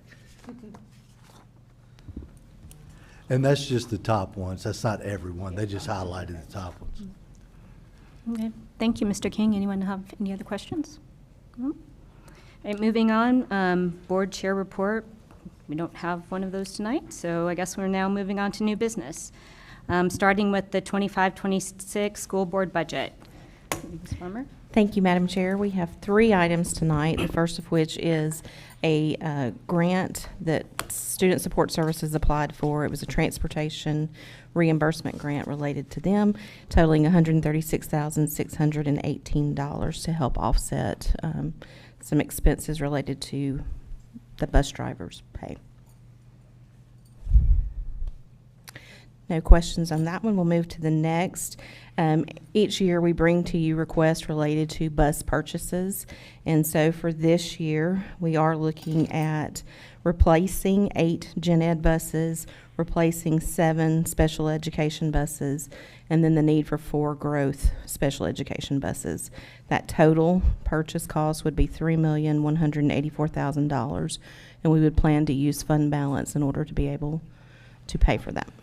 And Ms. Farmer, I would like to add this. Brian King, we have on that list 8 replacement general ed buses. We are actually scheduled, based on the state requirements, to retire more than 8. Am I correct? Yes, sir. We're going to retire 14. So for the past couple of years, I've worked really close with Mr. Fuller, who's over transportation, to reduce the fleet, the gen ed fleet. And right now, we're just a little over 20% for sub buses, which is for our size and age of equipment. We should be around 20%, and we're getting really close to that. We're just a little bit over that now. And so, yeah, we're making a real effort the past 2 or 3 years to reduce our fleet and get it more in line. Yes, So from a money perspective, we're trying to be careful not to purchase more buses than we need, knowing that there's a need not to overspend. Yes. Special We are education adding- continues to grow. It does, and our ridership continues to grow, even though our enrollment overall is flat. Our ridership has gone up the past couple of years. Talked to Allison. It's on pace to go up again this year for special ed.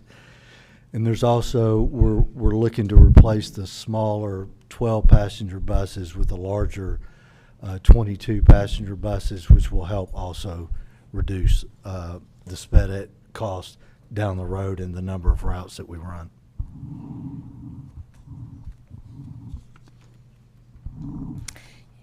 The last item tonight is related to the, through the budget process last year. As a reminder, we put all adjustments to salary, the 2% raise, the additional supplements, the additional days for staff that was added into one line, so that if it does get adjusted during the budget process, we can adjust that one line versus all of the lines you see before you. So this is the entry to move all of those adjustments out to each individual line. And so the total, as a reminder, was $12,465,616. Again, this is no cost. It's just moving them into the correct lines. Okay, any questions on that? No? That's all I had. Thank you. Thank you, Ms. Farmer. All right, moving on. Under new business, we have board policies for first reading. The first policy is 4.401, textbooks and instructional materials. Mr. Golden. Thank you, Madam Chair. As you all know, Dana Osbrooks is on the agenda. She was not able to come tonight, so I'm going to speak to those. This first policy, I will call your attention to page 2 of 4. If you don't mind, Tim, pull that up. That includes the substantive changes. I want to thank Mr. Bostic for his recommendations related to these. The core of the proposed changes on that page 2 center around adding what we talked about in preparing for this next round of adoption related to the teacher preference forms include written explanations of the reasons for their choice. And then the second big piece includes that there shall be a presentation made to the board. We had some discussion at the policy committee about whether to have the entire textbook committee participate in that, and ultimately on first reading the policy committee determined that the numbers were such that it wasn't reasonable to do that. So there is a line out there, but it is the intent still is here to have a dialogue and discussion for board members. And I will add this extra piece that I'm not sure is actually in the policy. As a reminder, we're making sure that all of you have the dates for every single one, and I definitely invite you all to come to those committee meetings and observe those. So, Mr. Golden, if I may, just the red writing in there on lines 17 and 18. It's always been there that the board may serve as ex officio members, and I think we're just kind of and so the superintendent and the board have always been ex officio members. I think we just clarified this that the board is all members of the board may also be ex officio members, non-voting members, but are kind of extending the invitation to come and visit those meetings. So. Thank you for mentioning that. There's a little bit of lack of clarity, I think, when you compare this language to Robert's rules, ex officio versus non-voting, so that does clear that up. So how would that work? So would these be board members having sort of the dialogue and asking questions and interacting with the committee? Short answer is yes. They would have that opportunity as ex officio. And Mr. Cook, I think from a standardized definition of ex officio, that would be the case. That's correct. So yes, that could happen. So Eric, if I may, on the discussion of there, and I think we're open to discussing this. I think we just kind of, for first reading, we said, okay, we talked about this enough. Let's move on. The question was, do we have one or two board members who are ex officio, quote unquote, like non-voting members, like we had one last year? And like we've had a couple of more members on the technology committee who are, I mean, there's no votes on that committee, but they're participating in the discussion. The rest, so the question is, do we have one or two of those members and everybody else is invited but doesn't actively participate? So I was we had some lively discussion around that. I'm sure. But And I'm going to interrupt. I think we had a scout that I did not notice. Thank you all for coming to observe. I'm guessing. I'm sorry. I had to do that. Sorry. No, I'm glad you did. So I guess the question I have for Jason is, what's going to be? Yeah, I mean, I know they're on the technology committee, but that's parents. So I think that's different teachers. What's going to happen when a teacher has a different point of view on a book that a board member feels strongly about? What's going to happen to their willingness to speak up and disagree and sort of put themselves on the... The potential is there for that. I think how you handle that on the front end is going to be important to let folks know that this is a civil discussion. and that this is a professional discussion. And I think that the responsibility is on every board member and every teacher to make sure that it is that professional civil discussion. And I know that we have had some conversation related to that, even in the context of those forms. And if I'm not mistaken, Jenny Lopez, I know we've had this conversation. We talked about, and Dr. Allen as well, we talked about those forms, because I think the forms may be a partial answer to your question as well, because it's not just about discussion, it's about teachers sharing their preferences. Mm-hmm. Can you all speak to what we talked about with respect to the forms? Yes, so the form that the teachers fill out is, has their identification. So it has their employee, email address and their name. I think the discussion we had was, do we make it anonymous so that teachers feel more empowered to share what their recommendation is? And I just, in the past, the way we've used the form, if we've actually given the committee representative for each school the data for what the teachers in that particular school want. So it is very, it's very open. I don't want to use the word transparent, but it's very open to all the information. And so you have a clear understanding of what grade levels, because you know what teachers are selecting what. So I think making it identifiable has had some meaning in the past, and it certainly creates a way for us to have that information. So there is a way to make it anonymous, but we've not made it anonymous in the past. So in short, having the individuals be able to speak for themselves, whether in writing or in a conversation, has opened up more dialogue. I think it's going to be incumbent on all of us to maintain that.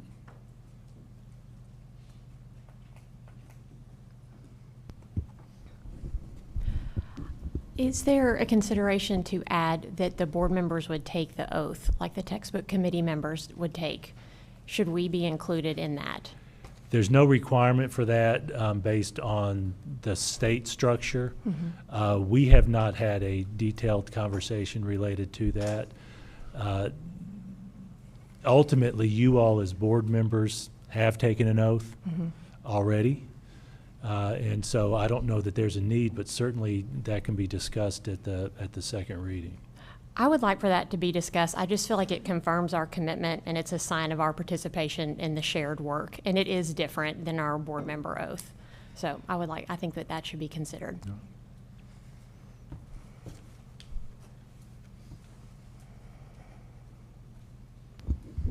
Any further comments? No? All right, then we'll move on to the second policy, which is 6.312, use of wireless communication devices. Thank you, Madam Chair. As you all in the policy committee know, there was a pretty detailed discussion related to the proposal from Dr. Rees related to on the proposed policy changes. And I'm flipping through here, and I know Dr. Reeves included some details, so we've included all that in the board packet as well. That also includes the recommendations from the technology committee, and I am flipping through my board packet to find that particular the particular document for the proposal, so that we can go through that detail. Use of wireless communication devices. There's a significant rewrite, and I know we had some discussion about making sure that you all considered the policy as currently written compared to the rewrite. Dana Osbrooks did include the lineouts, so I encourage you to look at those. The core of it relates. Well, I'll tell you what. I'm gonna turn it over to you if you would like. Sure. And maybe follow the lead that Dana Osbrooks occasionally does. Sure. It was a significant rewrite. So, what I explained at the policy meeting at the end of September was that I took the recommendations from the committee and incorporated all of those. And so in the policy review request that we submit, I've summarized those proposed changes and how the policy was revised to incorporate what the committee had recommended.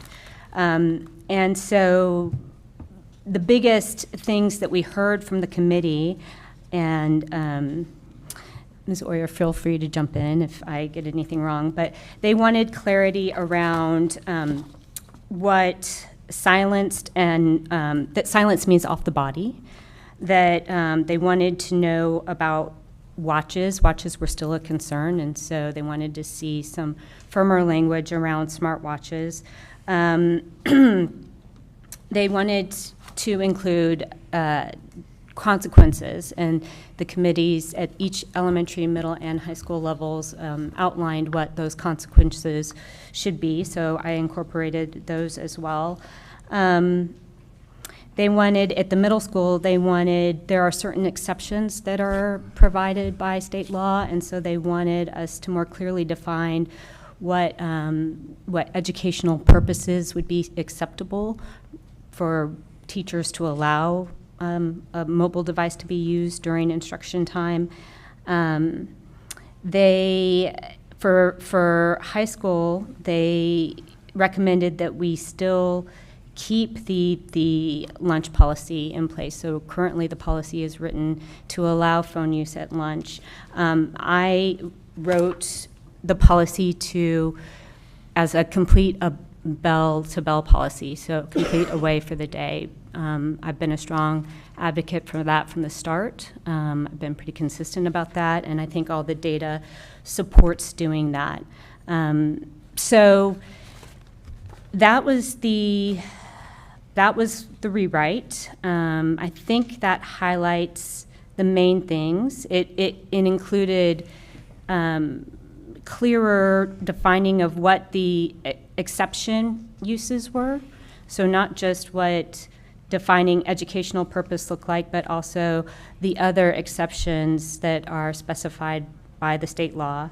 And it incorporated the consequences piece. And I think that hits the highlights. Claire, I can't help, but there's a lot of I wrote in this. I mean, this is not the board policy, this is your policy. Did you work with staff in crafting this? I Or- did not. So I you did just not. wrote this on your own? I did write it on my own, yes. Okay. The bell-to-bell that you want to change, I mean,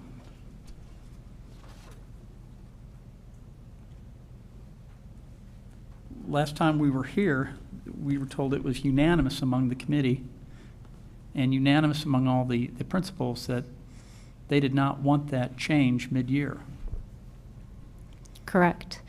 But we did not ask for a recommendation on when these changes should take effect, and the committee did come back with feedback on what changes they would like to see to improve the policy. I'm just talking about the bell-to-bell. They specifically said, don't make these changes mid-year. The parent committee unanimously said that, and our principals The parent committee unanimously said that. did not unanimously say that. The committee was asked to come to consensus.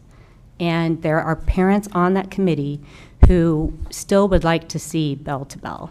Okay, so the consensus of the parents was not to make mid-year changes, to not do bell-to-bell. And the principals were unanimous on it and saying that they don't. When would this take place? I have proposed that the change would take effect in January. In January, okay. So to be clear, all it's adding is removing cell phones at lunchtime. Right. And so there's concerns about enforcement of the policy in general.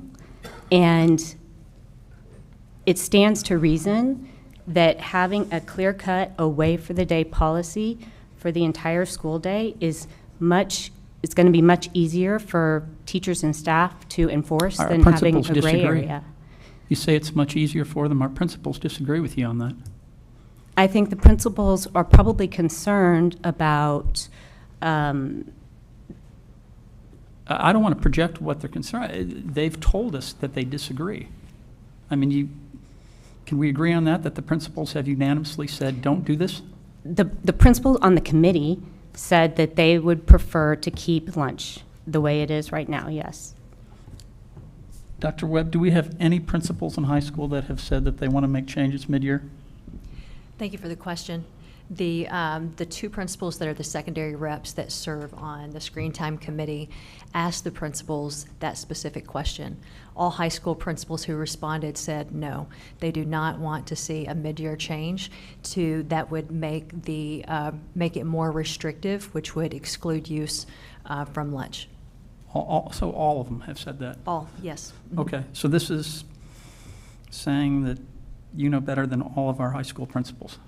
I'm saying that the data supports making this change, and there's nothing in the data that says that lunchtime, that somehow magically the mental health issues that kids are experiencing pauses during lunchtime. So there are 18 states now that have gone to full away for the day policies. And I, as a board member, have seen the positive effects in my own children who have an away for the day policy at their school. So sometimes we have to make... I don't think we should be making WCS policy based upon where the private school where your kids go to. I mean, I'm glad it's due, but it's different. I'm saying it's that different populations. the data supports making away for the day policy, putting that in place. 18 states have done that. All types of different schools are doing that, and we're having the conversation about it. Jason, when is our graduation date? Graduation date? Yeah. I can't remember off the top of my head. We have a window. It is May. It's the last Okay. week in May before Okay. Memorial Day. So what we're doing is we're talking here about moving it up 4.5 months. I sent an email. Sorry, are you done? Well, Was that a I'm just dramatic saying, pause? if this is something we want to do, and I'm open to this conversation, this is the same conversation we had at the start of it. If it's something that we want to do, why is it so important that we started mid-year, which are only, again, 4 or 5 months, as opposed to having adequate time to study it, to put the plans in place? I mean, if we're going to do this, my recommendation would be we get rid of the parent committee. They told us this was the number one concern that they had, so we moved it up. They came to a consensus. Parents told us not to change it. The principals told us not to change it. And so we're going to say, no, we know better, this is what we want, and blow them off. It just seems incredibly disrespectful to the parents who've put all this time in, reviewing it, have So you're done the data. generalizing. Let me finish, please. Who have looked through the data with our staff, have gotten feedback from the principals who have to actually implement these, and they've all said one thing, and we're going to go and say, no, we want to do another. And because we want to get it in place 4 or 5 months earlier. I mean, at what point do we want to have some respect for our staff and say these are the experts, let's actually listen to them? The experts say that an away for the day policy is what's benefiting our kids. So I keep going back to 18 states have now banned phones and other wireless devices outright during the school day. That's what the experts say. Our committee was asked to come to consensus. So saying that all the parents agree with what the committee suggested is not accurate.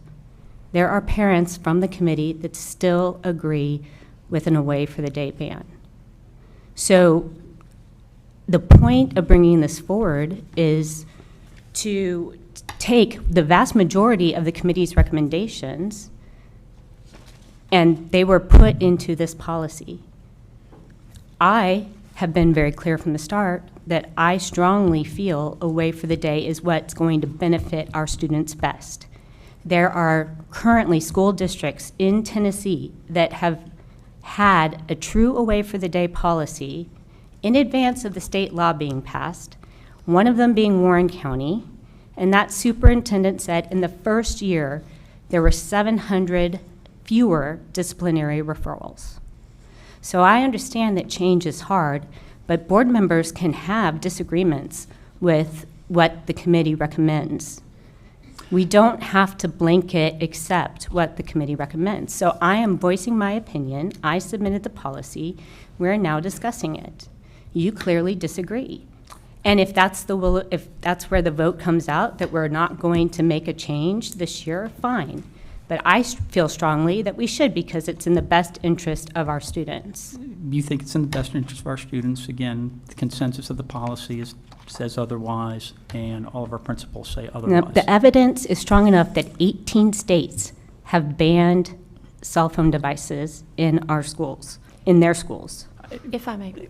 Dr. Webb, can we, go ahead, Melissa, please. Okay, thank you.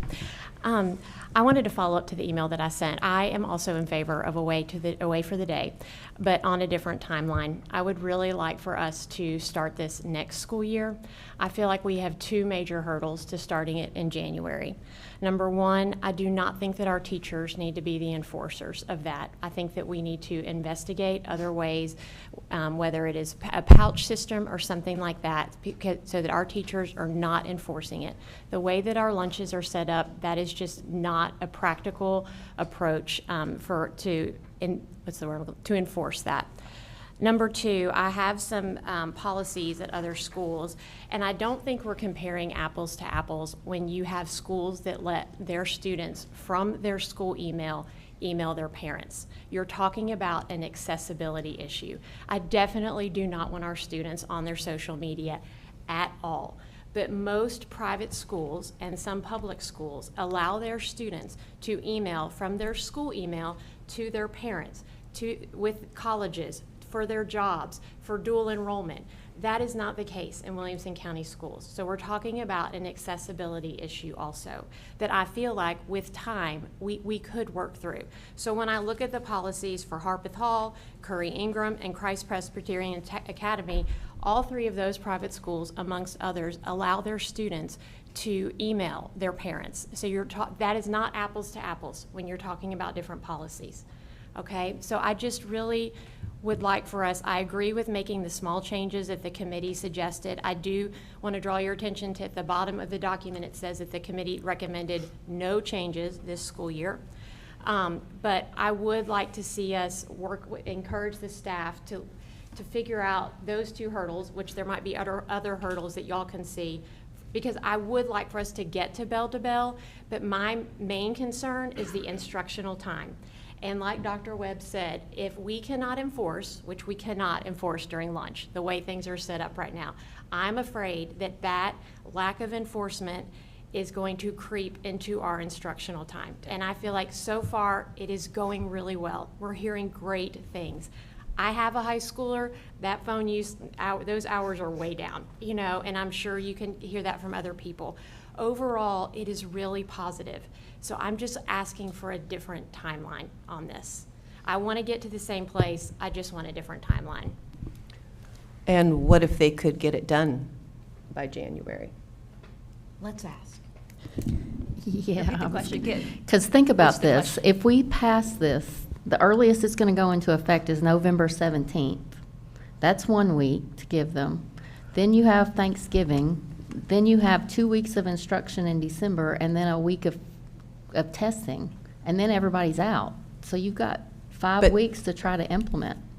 Yeah, but the administration, the issues that she's talking, that the administration would work through those, that we could do it in January. Well, when we did this initial policy in mid-June, they started 8 weeks later. It's not versus 6 weeks later. It's not a huge change, right? So, but at the end of the day, this is what we set out in June when we agreed to this kind of minimum to keep us legal policy in June, we all said that we would come, that we would go and we would take it to the committee, we'd let the committee go meet on it, and then we'd bring it back to the board to review. Like, that's what we did. We didn't, like, to Claire's point, we didn't ask the committee to say, when we do review that, when should we make it effective? They weighed in, which is fine. They gave us their collective opinion, and now we have to decide if we want to continue to make the change. I think it's not exactly accurate with the. I mean, I guess it is accurate to say that they didn't ask us to make any changes until next year, but they also at the same time they said that there were places in the policy that they would appreciate updates with regards to the phone, the words off the body that would remove the watches from the students, and what I saw is right now when we want to talk about enforcement. Yes, they don't have to enforce that at the high schools. They don't have to enforce during lunch, but you know what? At middle schools, they don't have to enforce during lunch either because they don't ever have their phones, and it's very obvious if you're bringing your phone to lunch. You kind of stick out like a sore thumb because nobody else has their phones. If everybody has their phones, like, that's great. But right now, our kids, the last thing they do when they leave their class is they pick up their phones out of their pouches in the little containers that hold all their phones in the rooms.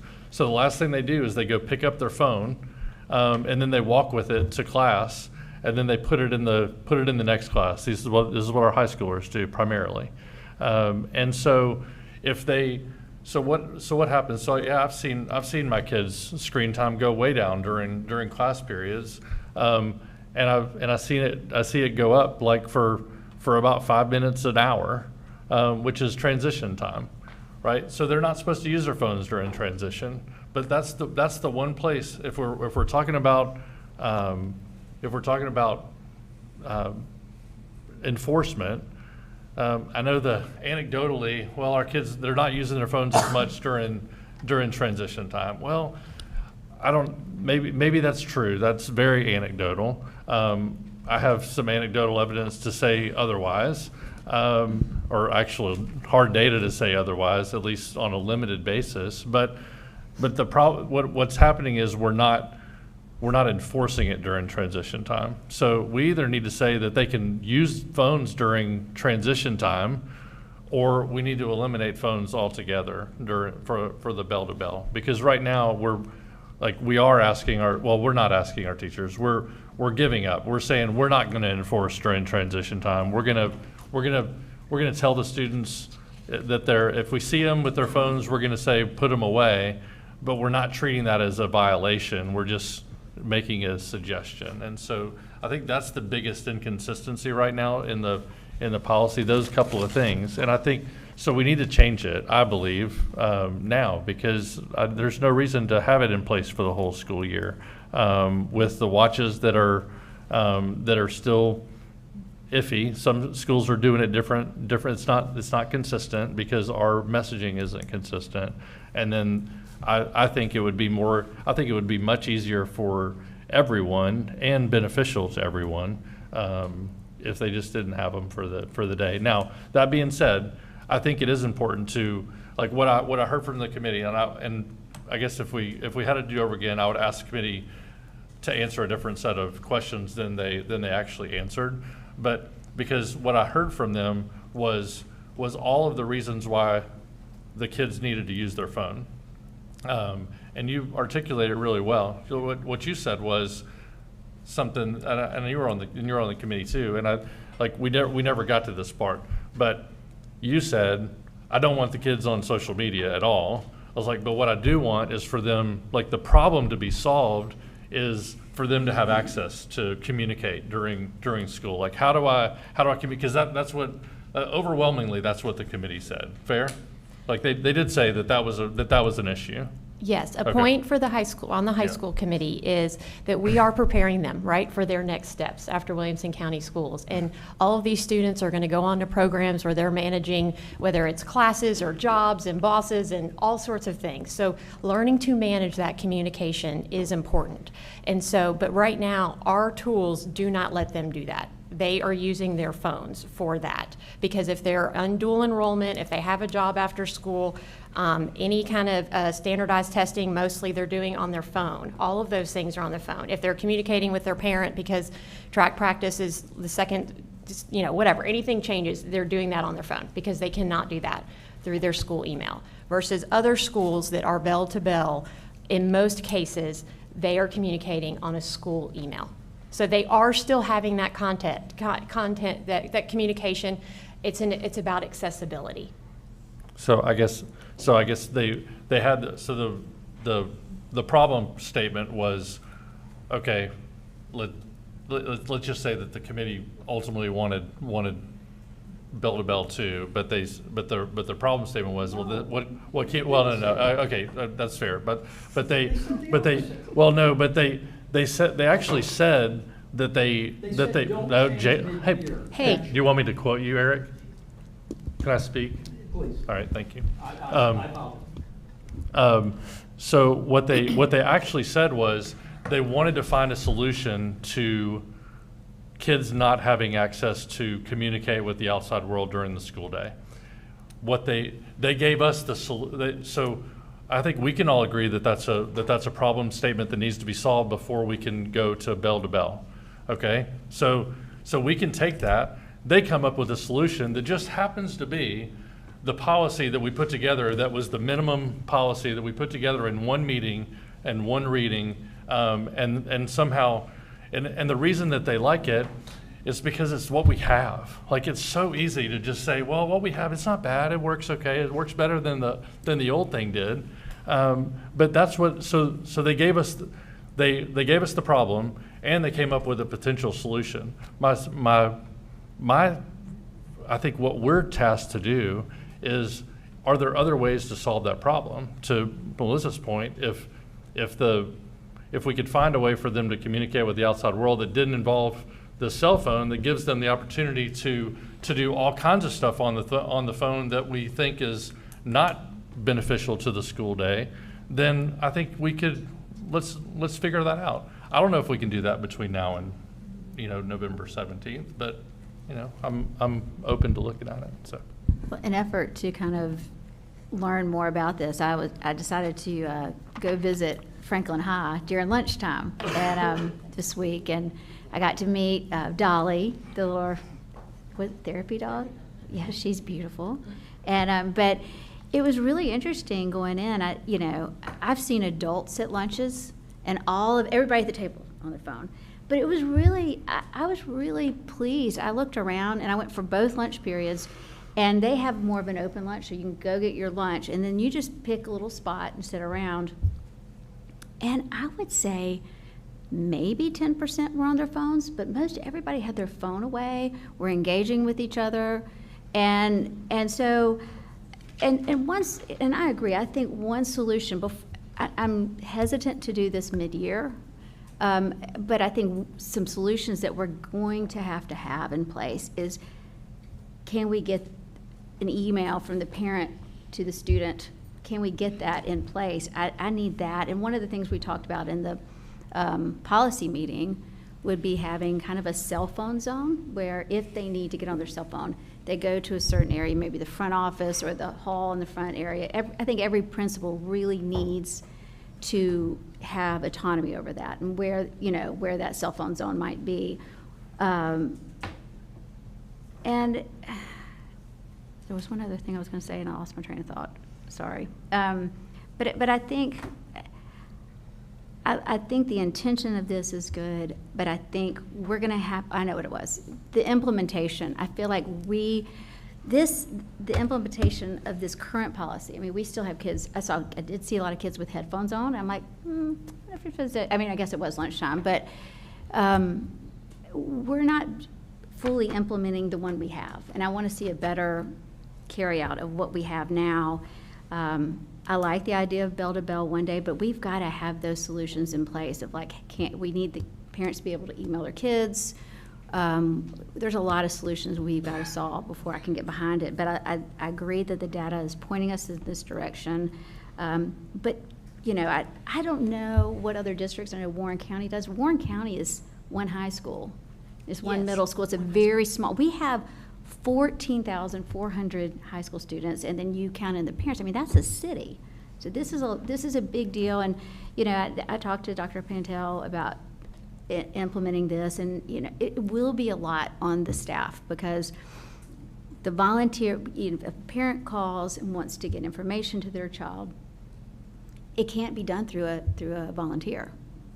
It has to be done through staff because volunteers can't access their student class schedule, so then they've got to, it puts an undue burden on staff. So we've got to really think through this if we're going to do this and have the solutions in place.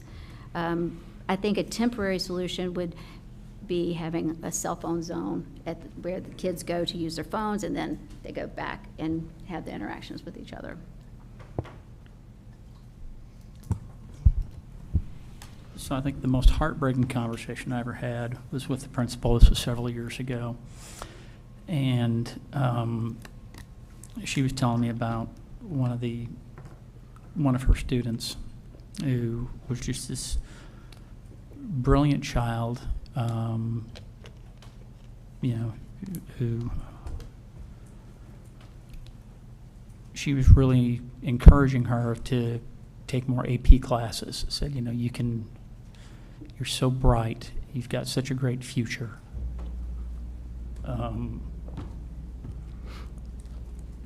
You can do more. And her relaying the story here, and I'm not trying to reveal too much, was, you know, I would like to, but a lot of these things require being after school or this or that. Said, I've got to go home and take care of my younger siblings because my parents both go off to their second jobs. So I can't take these other things. And it was just, oh, you know, it hurts even now thinking about it, you know. The point being is we're a public school system, and so we have a different demographic, and we need to be creating policies and everything around our kids and what our school system looks like. And to do that, we shouldn't be going off on our own and saying, this is what I want, so I'm going to write a policy that on my own without consulting the people who are dealing with this in the school systems in the day-to-day and know what the ramifications are. This suggestion that it's just laziness or something that our principals just don't want to do it, that strikes me as incredibly offensive. And you know, that you haven't worked with our principals very much if you think that is the case. There's good reasons why they say don't do things, and they say them because they are looking out for our kids and wants what's best for them. And so to Melissa's point, this isn't about saying, well, let's not do bell to bell ever or anything like that. This is saying, let's implement on timelines that make sense. Let's put the structure in place. Let's do things so that it works and it works for our kids. And let's not, you know, be so arrogant and humble ourselves where we actually talk to the people who have this expertise and are dealing with it and get their input to help us develop policies that work, rather than not knowing the unknown and what are the implications are and not really worrying about it because we don't have to deal with that. That's on them. I'd like to say something. First of all, at our first tech meeting, it was understood by me through listening to the different groups that the teachers and the principals really wanted the school board to make the final decision on how the policy would be enforced. And that was very clear. They didn't want to have to take the responsibility for that. And what I learned from Dr. Webb and what we've been discussing is that the current policy is not even being enforced. another thing was in June, we had school board members who wanted to already vote to have bell-to-bell. And the board decided to wait for the recommendation of the tech committee. And I believe the tech committee gave us the information that we really wanted. And that was the information that Claire compiled for us. She took all of that information that the tech committee gave us to us that they recommended, and she put all of that in there. She didn't exclude anything. And the only extra thing that she added was bell-to-bell. And the reason she did that is because we are the board members, and we have the responsibility. Because if a parent, wants this or whatever, but when we have bullying, when we have anxiety and depression and all those things that are stated very clearly in the research and the data that all of you guys should have been read through, if you'd read, Jonathan Haidt's Anxious Generation, all of that is there. And if you've read that and digested it and know that that data is what we are using, and we are a data-driven board, and to come up with another reason why we should not have bell-to-bell, I cannot understand that. And we would want to enforce it as soon as we can, and that's what we're asking. Because it's our responsibility to see that the students have a safe and good environment for their mental health and for their academic achievements. And I think our administration, they're very talented, and I applaud them for all the work they do and all the different everything across the board. And I would like to see them make an attempt to address these issues that we have tonight. And the only thing that we have to do in November is the board has to decide, do we want bell-to-bell or not? But the policy that was created here tonight that we're looking at for the first reading is excellent, and it encompasses everything that we have asked the technology committee to consider. And they did a wonderful job, and Claire did a wonderful job writing this, and the only thing that we have a disagreement about is whether or not we want it bell-to-bell. And I'm asking our administration to see if they can do that so we can implement it in January, because we are responsible for the safety and well-being of our students.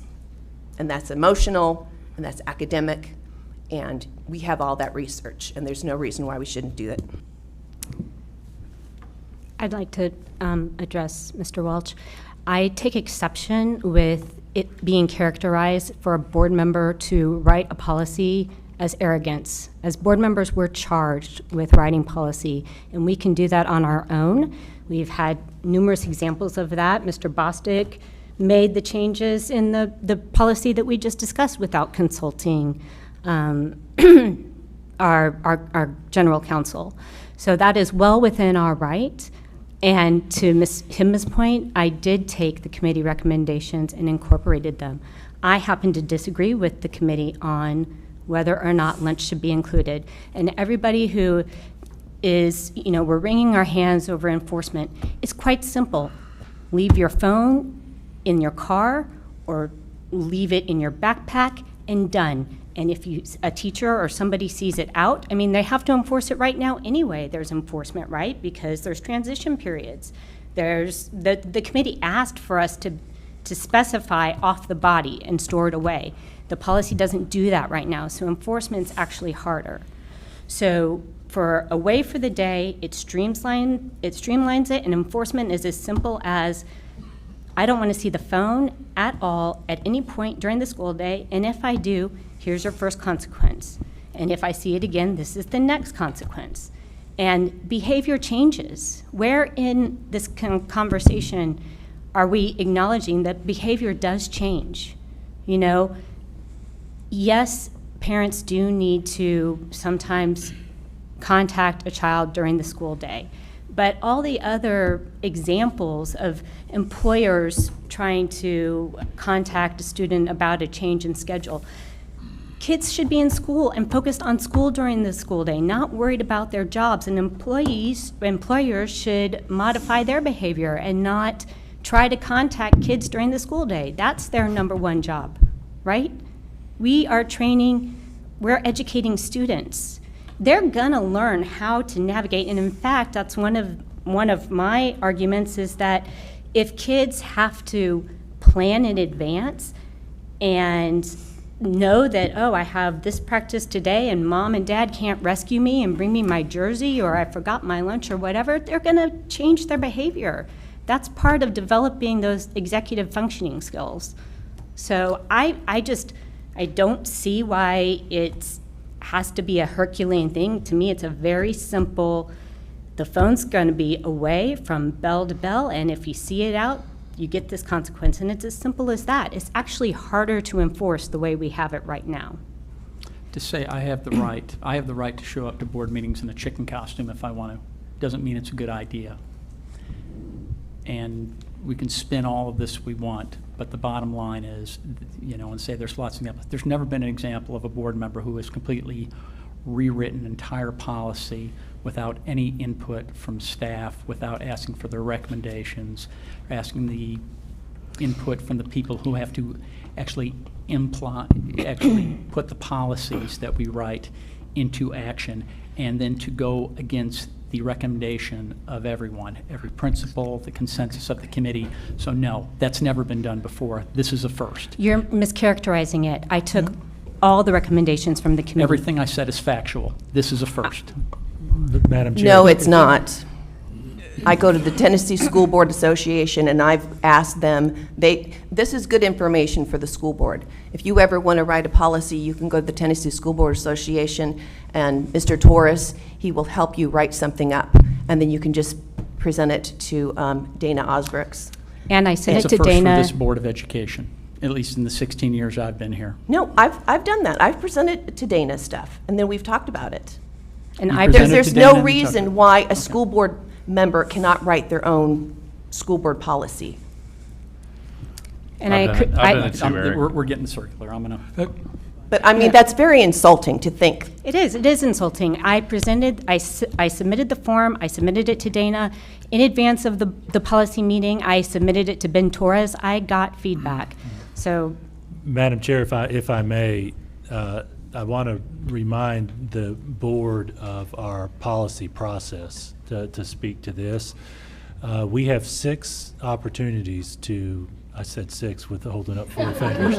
We have 6 opportunities to discuss every policy, and we are at number 2 of those 6. So I encourage you all to be thinking about the substance of it. Obviously, this is a policy and an issue that includes some deeply held beliefs. I encourage each of you to think about the substance of it and where you want to head. We're not at the stage yet even for me to make a recommendation. So in the context of this discussion, I encourage you to think about the substance of it and be prepared for the next meeting. I was considering addressing specifics, but I think it's probably not the time for me to speak to those specifics because this is the second one. Madam Chair, it's possible there may be some other board members who want to speak to this, but again, I wanted to make sure you all had that reminder. thank you. Yes, Tony? Yeah, I would say that I think it should be commended when a board member takes upon themselves to write policy, since it's one of our key tenets of what we do. I don't know, seems asinine to me to argue another way on that, but we'll take it neither here nor there. I appreciate that you wrote it. I think it's well written. It's not like you just dreamt it up, but it definitely took the committee recommendations and put it into policy form. So, appreciate that. I agree with Melissa on the access. I think that's something definitely important to consider. So I would love to see something on that with access to email or something like that. That I think would be a great thing. I also like the idea of a phone zone option. I'd love to see something that flushed out a little more. When it comes to enforcement, I don't, maybe I'm not understanding what some people are saying totally, but I'm just like, I just think by necessity, teachers would have to enforce this. So I don't know who we would think would enforce it if it's not a teacher. Our teachers have duty-free lunch. Meaning? So the, yeah, and so the teachers are not managing the lunch period. They are in the halls during transition time. So the administrators have that responsibility to monitor during lunch. Okay. Well, but it's the whole team either one. during transition time. Yeah. I mean, teachers, staff, whoever. I mean, it's got to be enforced somehow, and I don't think the argument would be that it's lunch, so therefore it's like a free for all. Somebody will be there to enforce it. It just have to be done. Timeline. I personally don't necessarily see the necessity. I get the argument for doing it in January. I think the arguments for both not implementing it in January or implementing it next year, I could see the arguments either way, so I'm kind of in between on that. But overall, I think it's a good policy. It's well written. Thank you for your time. You spent a huge amount of time on it, and I appreciate that. All right, yes, Dr. Dukers. I was out of the country for the June meeting. Otherwise, I would have advocated for a cold turkey. Done. But I wasn't here for that. This board makes policy, not the principals.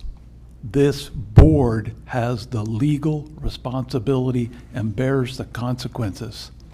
And when we can, we do the best we can to coordinate, facilitate, work friendly. But the cell phone issue that we're talking about, and the science is indisputable, is an addiction. It is an addiction greater than heroin. Okay?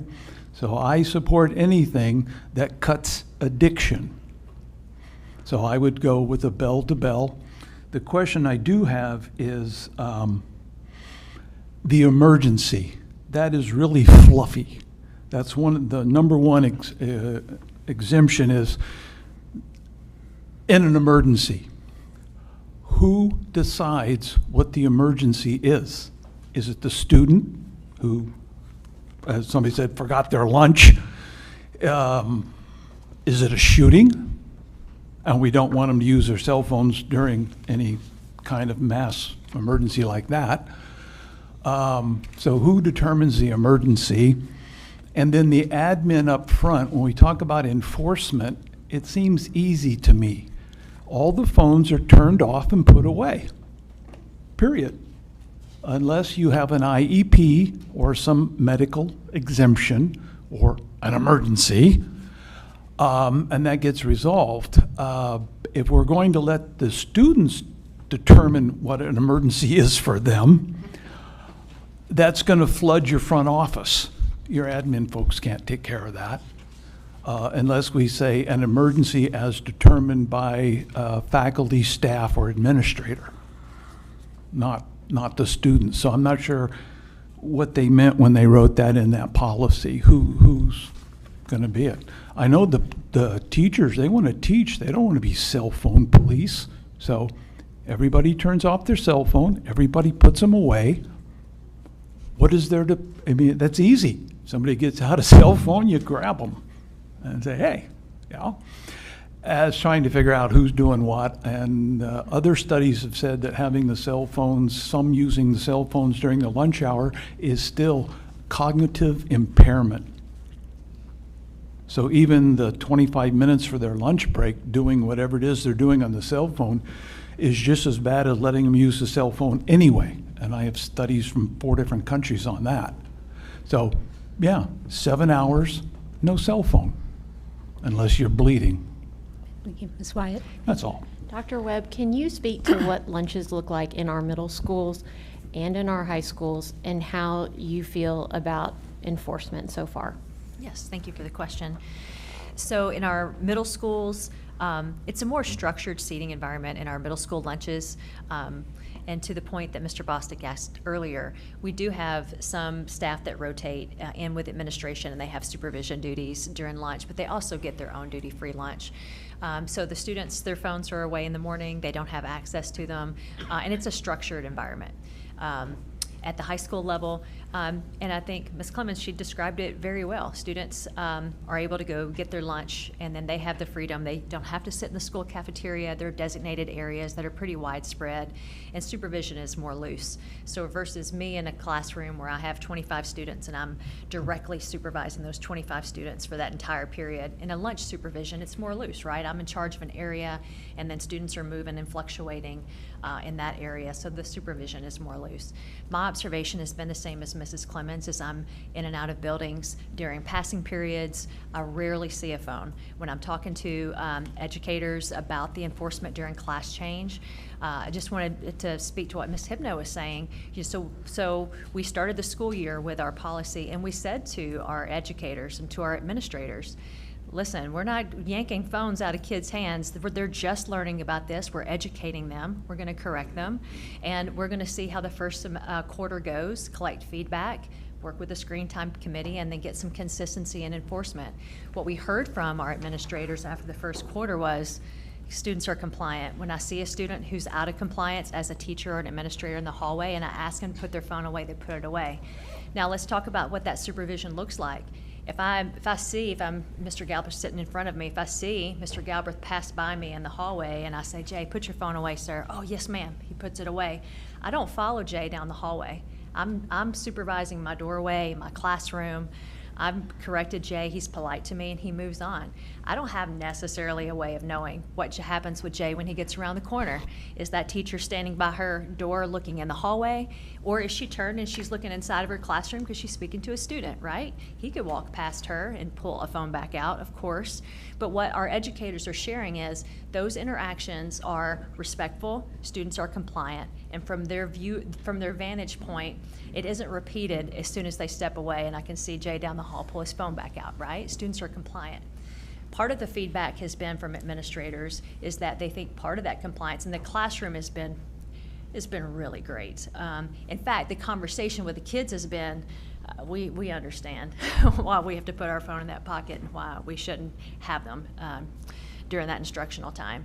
Part of the compliance, we think, the administrator's feedback has been is that because if they have something that they have to do, they know that there's an opportunity to go do that at lunch, whether if it ends up being, at a phone zone, as Mrs. Clemens described, or if it ends up being a communication on an approved means through WCS, as Mrs. White described. Regardless of what that looks like, they know that they're going to have the opportunity to communicate currently at lunch using their own device. My observations has been, as Mrs. Clemens, a majority of the students are talking and socializing with their friends. There are pockets where maybe they're talking with each other and they're looking at their phones and they're describing something that they're seeing, right? But a majority of the kids are interacting with one another. They're communicating. And so far, the feedback from the schools has been compliance from the students, understanding the relationships, the conversations have been compliant.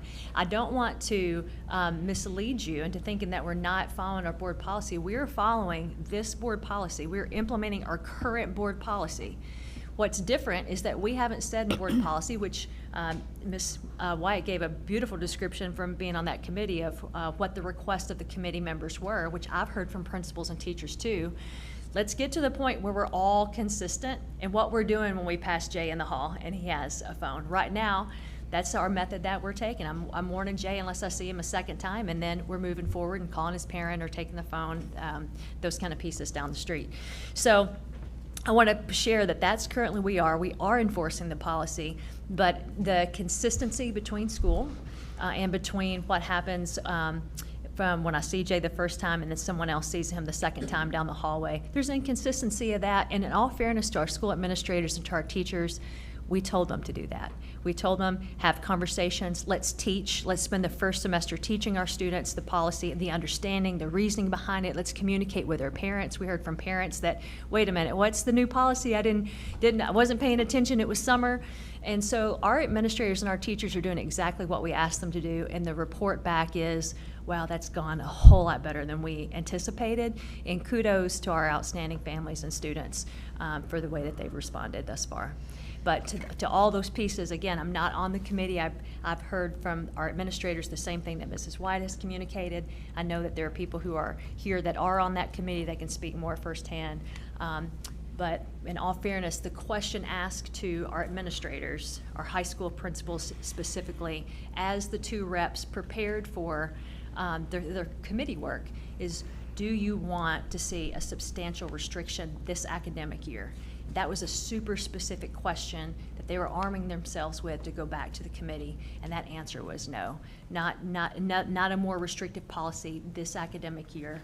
Allow them to continue. I can't remember which board member said it, but allow us to get some consistent implementation in what we're doing so far, and then let's get a solid plan of what we're looking at for next academic year and get a solid plan for that.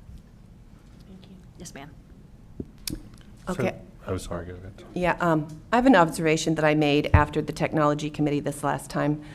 We had a wonderful informative session by Mr. Phil, who is our IT specialist, and he spoke to us for about an hour. I bet he could have spoken to us for several hours, and he gave us a broad overview of the safety and security measures that Williamson County School uses for to keep our staff and our students safe when using the devices. And it was very thorough, and I think the parents were very appreciative of getting that knowledge. And they were doing the best. I mean, I think that Williamson County Schools is doing an excellent job in safeguarding students and faculty from any kind of invasion on the Chromebooks and things like that. But then the next morning, I'm looking at this cell phone, and I'm thinking every kid takes their cell phone to school. And we do not know what kind of filters their parents have or have not put on their phones. And so everything that we're trying to protect them from on the school devices, we cannot protect them on their personal devices, because we are not here to mandate what the parents decide to do with their children and how they want to, and what restrictions they want to give their kids on their cell phone, or what leniency they want to give. So all I have to do is take my phone and, like she said, just show my phone over to Dennis or to Melissa, and it might not be anything appropriate, or I might go and bullying, any kind of thing that you want that is just not appropriate and doesn't need to be there.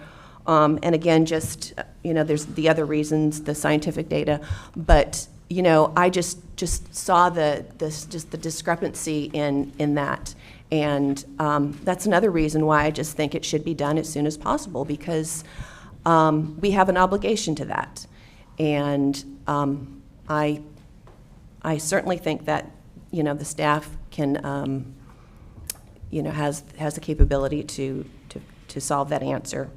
So anyway, that was just an interesting observation I made. So Claire, if I may, I know you've read a lot of the research, probably more than any of us, but I know, so when the administrators and teachers are talking about how the current situation is going, it's mostly focused on the instructional time and the lack of distraction, which I think is which is definitely a good thing. I think we could all agree that that's a good thing. Everybody across the board agrees with that. But specifically when the research on the what having the phone on them means physiologically, what it does to their brain, like just the cortisol, all the stuff. Like the difference there, and I know that's what you're focused on, is it's not just a distraction thing. It's looking at the research and seeing that that actually having your phone in your pocket and having the ability to, or on you in your backpack even, and having the ability to access it is, from a distraction physiologically, has the same impact. The research says it has the same impact of you actually using your phone. And so that's the difference. So it's not just that when we talked about having access to do all the things that we know you need to do as far as communication outwards, but it's so much more than that. I don't know if you want to speak to that at all. Sure. So I had printed out an email that I sent to a parent who had emailed us. And one of the things the research shows is that Well, I'll just quote this. So a Yale article, it was in the Daily News, so it was an article about what the research was showing, said that allowing phones at lunch is like leaving the cake on the counter. If somebody's trying to diet, that was the analogy. The temptation is engineered to win, and each impulsive check erodes attention and fragments focus. Studies show it can take up to 20 minutes to fully refocus after checking a phone. So, at schools that have 25 minutes for lunch, if kids get on their phones, and, that coupled with the underdeveloped prefrontal cortex, for our high-functioning kids, it might not be an issue, but we're here to steward all kids. And so our kids who are particularly vulnerable, who are already struggling with anxiety and depression, because their prefrontal cortex isn't fully developed yet, we're expecting them to be able to have that impulse control that they simply don't have, to put the phone away and refocus on the rest of the academic day. So that's just one study. I think another really great analogy is the history of smoking in schools. So I'd just like to go through that really quickly. And how that parallels to phone use in schools. So in 1964, the Surgeon General's report confirmed smoking's risks. In the 70s and 80s, 1970s and 80s, many schools still had smoking patios, thinking limited access was a reasonable compromise. So that's similar to cell phone zones. In the late 1980s and 1990s, evidence about secondhand smoke showed even non-smokers were being harmed. In the 1990s and 2000s, schools banned smoking entirely because partial restrictions weren't protecting kids. Phones aren't tobacco, but the similarities are striking. Phone apps and games are addictive, and even students who try to avoid their phones feel the secondhand effects of friends scrolling instead of engaging, exclusion, comparison, and just general disruption of social dynamics. So, I mean, to Mr. Golden's point, this is just a first reading because it was an extensive rewrite. We'll be voting at the board meeting on Monday whether or not to move it to second reading, and we've had robust discussion about it, and I say we take it to the meeting and vote. And if it moves to second reading, great. If it doesn't, then maybe it sounds like we'll revisit it later. Yeah. Anyone else have anything to add? I just appreciate the discussion all. Apologize, I'm going to head out. I had a 5 a.m. flight this morning and was up about 1 a.m., so I'm going to head out a little bit early, if you'll excuse me. So thank you. Okay, so now we are moving on to approval of the textbook committee. Thank you, Madam Chair. You all have in your board packet the recommendation for the textbook committee. Actually, could we take a 5-minute break? I think we're asking for. Good idea. All right, let's take a 5-minute break. Yeah.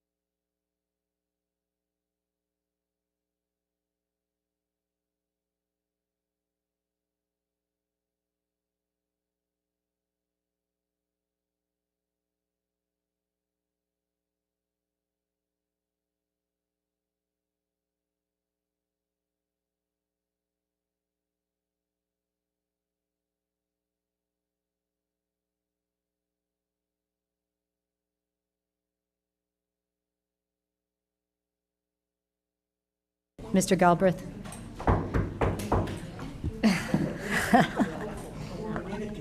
Well, Lydia asked me if I wanted to go. We have one I said no.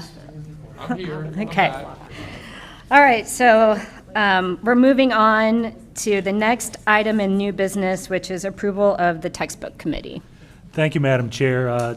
As you all recall, we actually added a few additional parents from our original plan based on your recommendations. I think we set the final recommended committee about a week or so ago and put it in maybe a little bit more than that based on us releasing the packet during the fall break. I did want to specifically point out that Dr. Allen's memo included 7, but right before we prepared the packet, we did get some additional names from you, so that the committee actually includes 12 parents rather than the 7 that are in the committee. We do intend to recommend approval.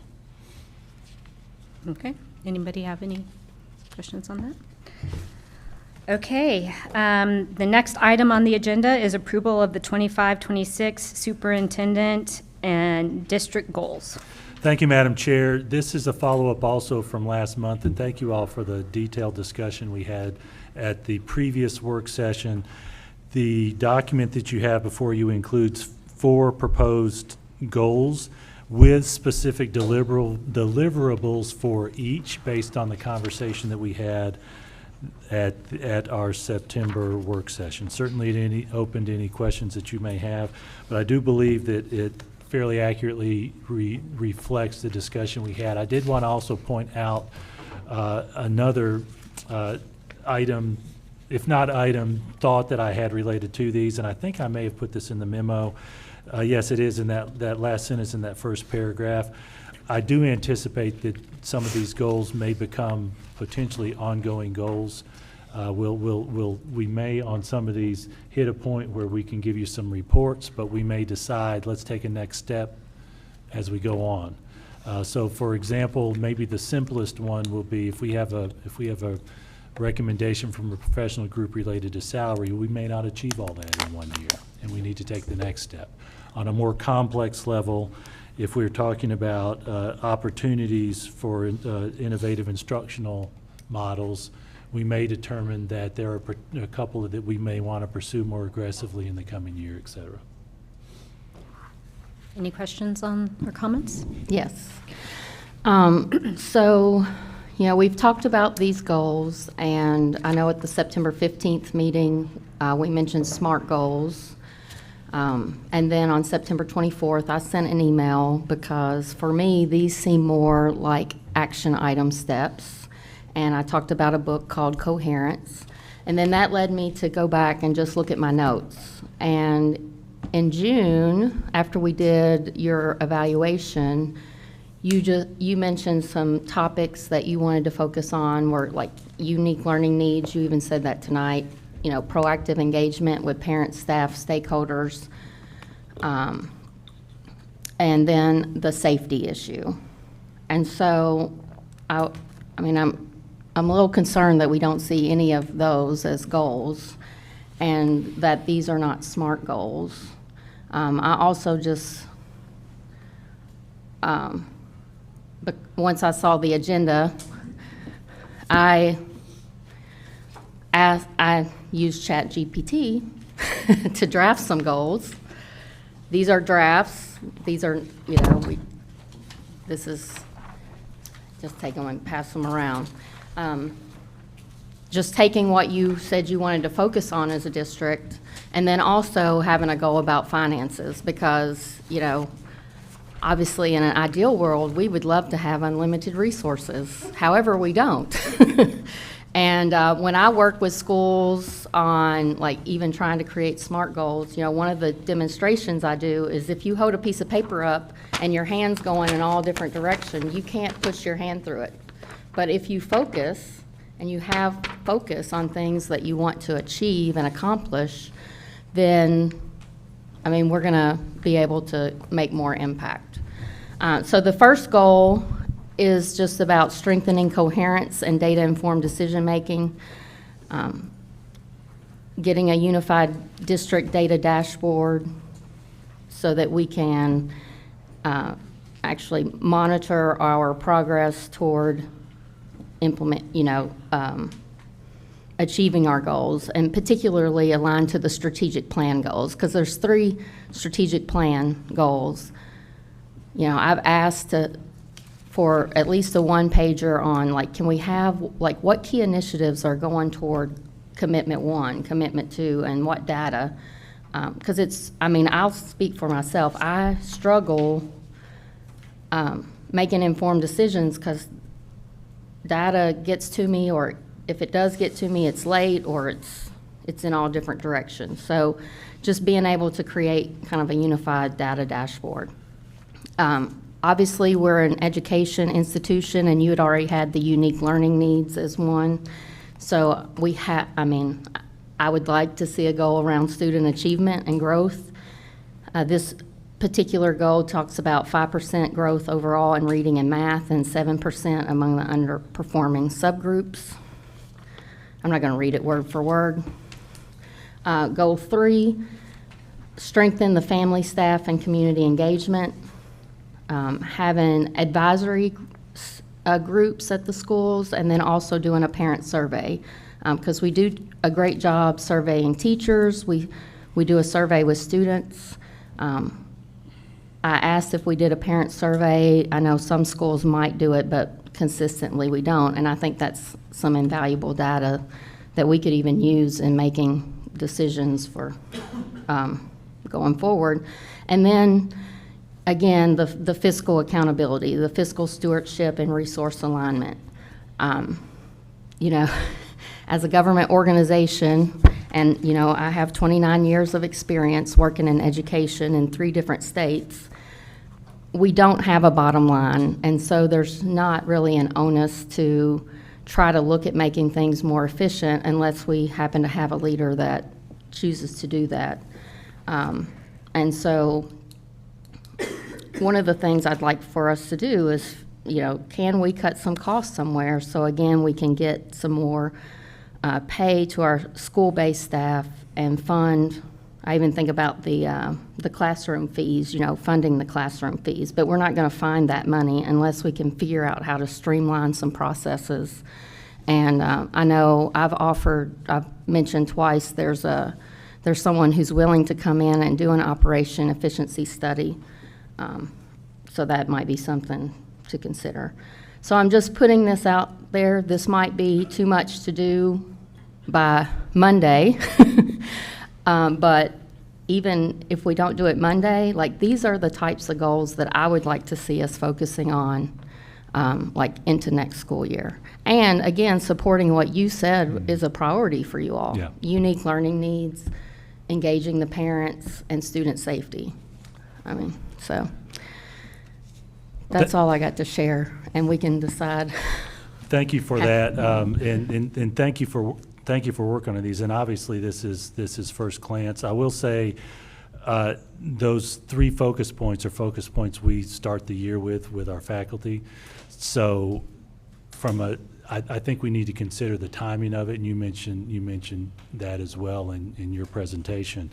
If we set specific achievement goals related to TCAP, I think we do need to be thoughtful about when we set those, because budget could drive some particular initiatives, and I want to make sure that we start the year with that goal in mind. So I do think we have the potential to consider in the coming years, when do we set these goals so that we have an appropriate timing based on the school year? As you all know, I've spoken to this without aggressive language. It's been a struggle with the timing of when the goals are set and when they're due. So I will say philosophically, I like your idea related to that, because we have set those focus points for our faculty. The budget one, without respect to the specific numbers, I think there's some wisdom in that. We meet annually and work through budget, but to your point, we have not hit the point of we shall reduce by blank percent. I have seen that in some organizations from time to time. So I think there's some value in us having some particular discussions related to that. I will tell you, that will take some detailed discussions to increase everyone's knowledge of our budget. For example, 85, I think it's 0.4% maybe this year of our total spend is related to staff. So, when we talk about percentages, we need to be real thoughtful about what we, where we target. That's just an example. The other piece of it is we have our strategic plan with specific objectives, and then we have action steps related to that. Traditionally, for good or bad, and it may be bad, what the board tends to focus on from a superintendent goals perspective is something that's an issue for this year that we'd like to look at. I will tell you, I would like to see long-term a transition more along the lines of what you're talking about that creates a little bit of longitudinal effort in those goals rather than just hit something in the moment. Yeah, I have some thoughts too. Sorry. I remember, well, this last year, I know the goals kind of got decided kind of late. Yeah. And then all of a sudden we had to start, making that evaluation. Yeah. And that was the thing too, because some of those goals weren't just like one and done. It was, something that you're going to build upon and continue, So that is an issue, but I do like the concept of SMART goals. I think it's just a nice way to, to make evaluation easier and to see that instead of just, yeah. I think, I like your suggestions too. So my thing is implementing it this year, but I think I like the idea of moving forward in this direction, and I don't, I'll leave it up to the other guys to how they want to do that and discussing it. But then like the one about student achievement, we just at the beginning of the meeting, we saw where we are in achievement. And so, the higher your achievement is, then that margin of improving is much smaller. But, I guess you could look at TCAP scores, and that's where you'd have to figure out what is an appropriate goal that we could set for our teachers or something. And then to me, that just seems like a teacher-driven goal that maybe the superintendent doesn't really have control over. Right? Well, we have influence, and if we strategically put some processes in place and some PD in place, okay, then we've got the potential for that. I will tell you, it's difficult to measure actual performance on TCAP until the end, but we do have common formative assessments where we can get some indicators. Yeah. So anyway, but that's just my initial thoughts. There's a lot more work there, but yeah, thanks. Yeah, that's why I put draft, because I didn't know, like, some of those percentages, I was like, ooh, yeah, that would be, and, I put it within 1 year, but maybe to your point, as a board, we decide maybe we'll make, like, 2-year goals or, 3-year goals and that way we can monitor progress toward that goal. And we actually, I sent you all a document before fall break that was a draft of the state compliance report for TISA. We actually, What led that? Yeah, so we actually included some specific percentage targeted goals related to Algebra 1 that was actually not required by the state because we identified that as a focus. But again, traditionally with the superintendent goals, it hasn't been, that specific to academics, in part because of the timing in the schedule. Yeah.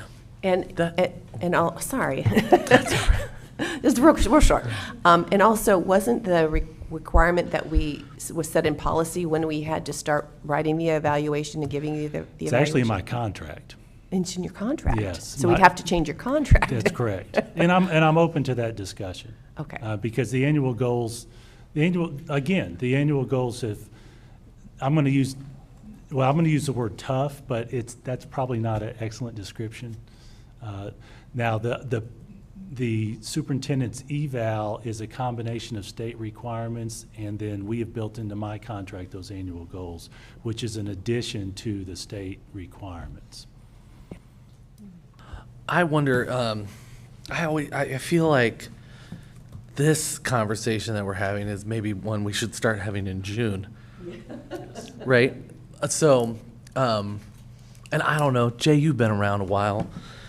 Is that something that's feasible where we could start having this conversation in June and maybe vote on it in August, like goals? Or is there a reason? Because I feel like we set you up for failure because we're like, hey, November 17th, we're going to vote on your goals and now go away for Thanksgiving and come back and have like 2 or 3 weeks and then go away for Christmas and then the New Year's. And then it's like, hey, you got 3 or 4 months to get all this stuff figured out. And I'm like, that just sounds terrible.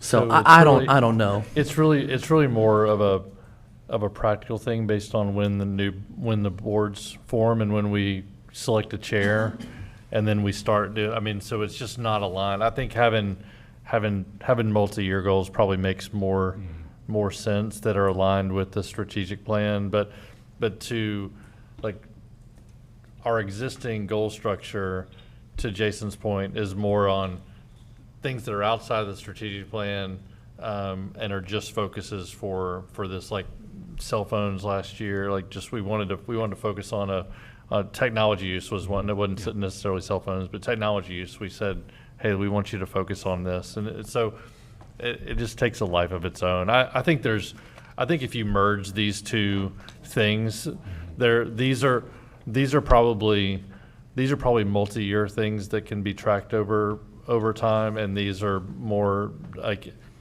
these initiatives that we want to focus on more than goals. I don't know, but I think ultimately I'm perfectly fine this year with what we have, and I'm fine to kind of move. We need to have these conversations as soon as possible, but like in election year, it's, you start the conversation in June and you show up in August and there's a bunch of new people and so you get to start over, and then you elect your chair in September, and so so I don't know. That's why we're here. Every 2 years you'd run into a problem. I get it. That makes sense. Yeah, well, something to think about, I guess, that we could at least moving it up some, obviously. But just one thing I would love to say is I do love the idea of the data dashboard. That would be huge. That would probably save us having to ask you guys all the time for stuff. You'd be like, go. Your response could be like a signature that's already created, guys. You'd be like, check the dashboard. And I would love to see that too. But anyways, there's got to be. I mean, there's a budget associated with that too. Like it's not only it might be using existing infrastructure, but it's people that's gonna have to set that up. And the thing is, I live in this world, and once you build a dashboard, like once you provide more information, that's not gonna quench our thirst for information. It's gonna be, okay, now that you have this, like we want to see the next 12 things on the dashboard. It's an endless supply. I mean, Margie, what's Metro's budget for, like, what do they spend on that? I mean, they got Race to the Top funds back in 2010 and built the data warehouse. Yeah. And now there's only like one programmer that really runs it. Yeah, but they Not spent counting the how much money on the? I couldn't tell you off the Okay, top of my head. tens Because I was of- actually not there when they started it, so. Tens of millions of dollars, no doubt, to get that up and running. But there are software companies like Tableau and there's some other ones that can take Excel spreadsheets and create visualizations. If someone can learn Power BI and Excel, you could build out dashboards. I know, but you've got to build out the pipeline to get the data consistently and update it. Like, I mean, it's not just and you got to know what you want to track, and then you got to figure out and design it. It's not an easy proposition to just say, hey, we're gonna have it in place by May without any additional people or funding. So I want good data as much as anybody, but and I also know that it's a destination, and you never arrive at it. So So one thing I would like to just ask is, maybe at the next work session, what would we need to do to move forward if we wanted to do like multi-year goals? Like I know one of the things you said would be probably amend your contract. Are there any specific policies that we would also have to update? And I'll do looking around at that too, but. I like that idea. That's definitely worth looking at. I love the idea of a parental survey, getting feedback from the parents, because they're our clients, and we want to see how they're being satisfied, what gaps they see in the program, and we need to be more client-based, and I like the idea of a parent survey.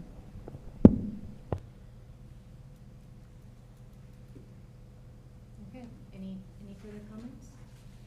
So we will be voting on the 4 goals outlined in the memorandum. Okay, so the final item on the agenda is approval of board goals and affirming the strategic plan. Thank you, Madam Chair. Mr. Brown included this memo for you based on the discussion at the last work session. In the 2 suggestions he had at the last work session included following up on that potential goal of mine related to corporate and community partnerships. And then second, he made some specific recommendations related to board member involvement at the schools, and those are included in there as well. So it's been years, and I don't know how many, since the board has actually voted on specific board goals. But Mr. Brown included that as a recommendation to you all. Any questions about that? No? All right. Well, then I think we're adjourned. All right. Thank you.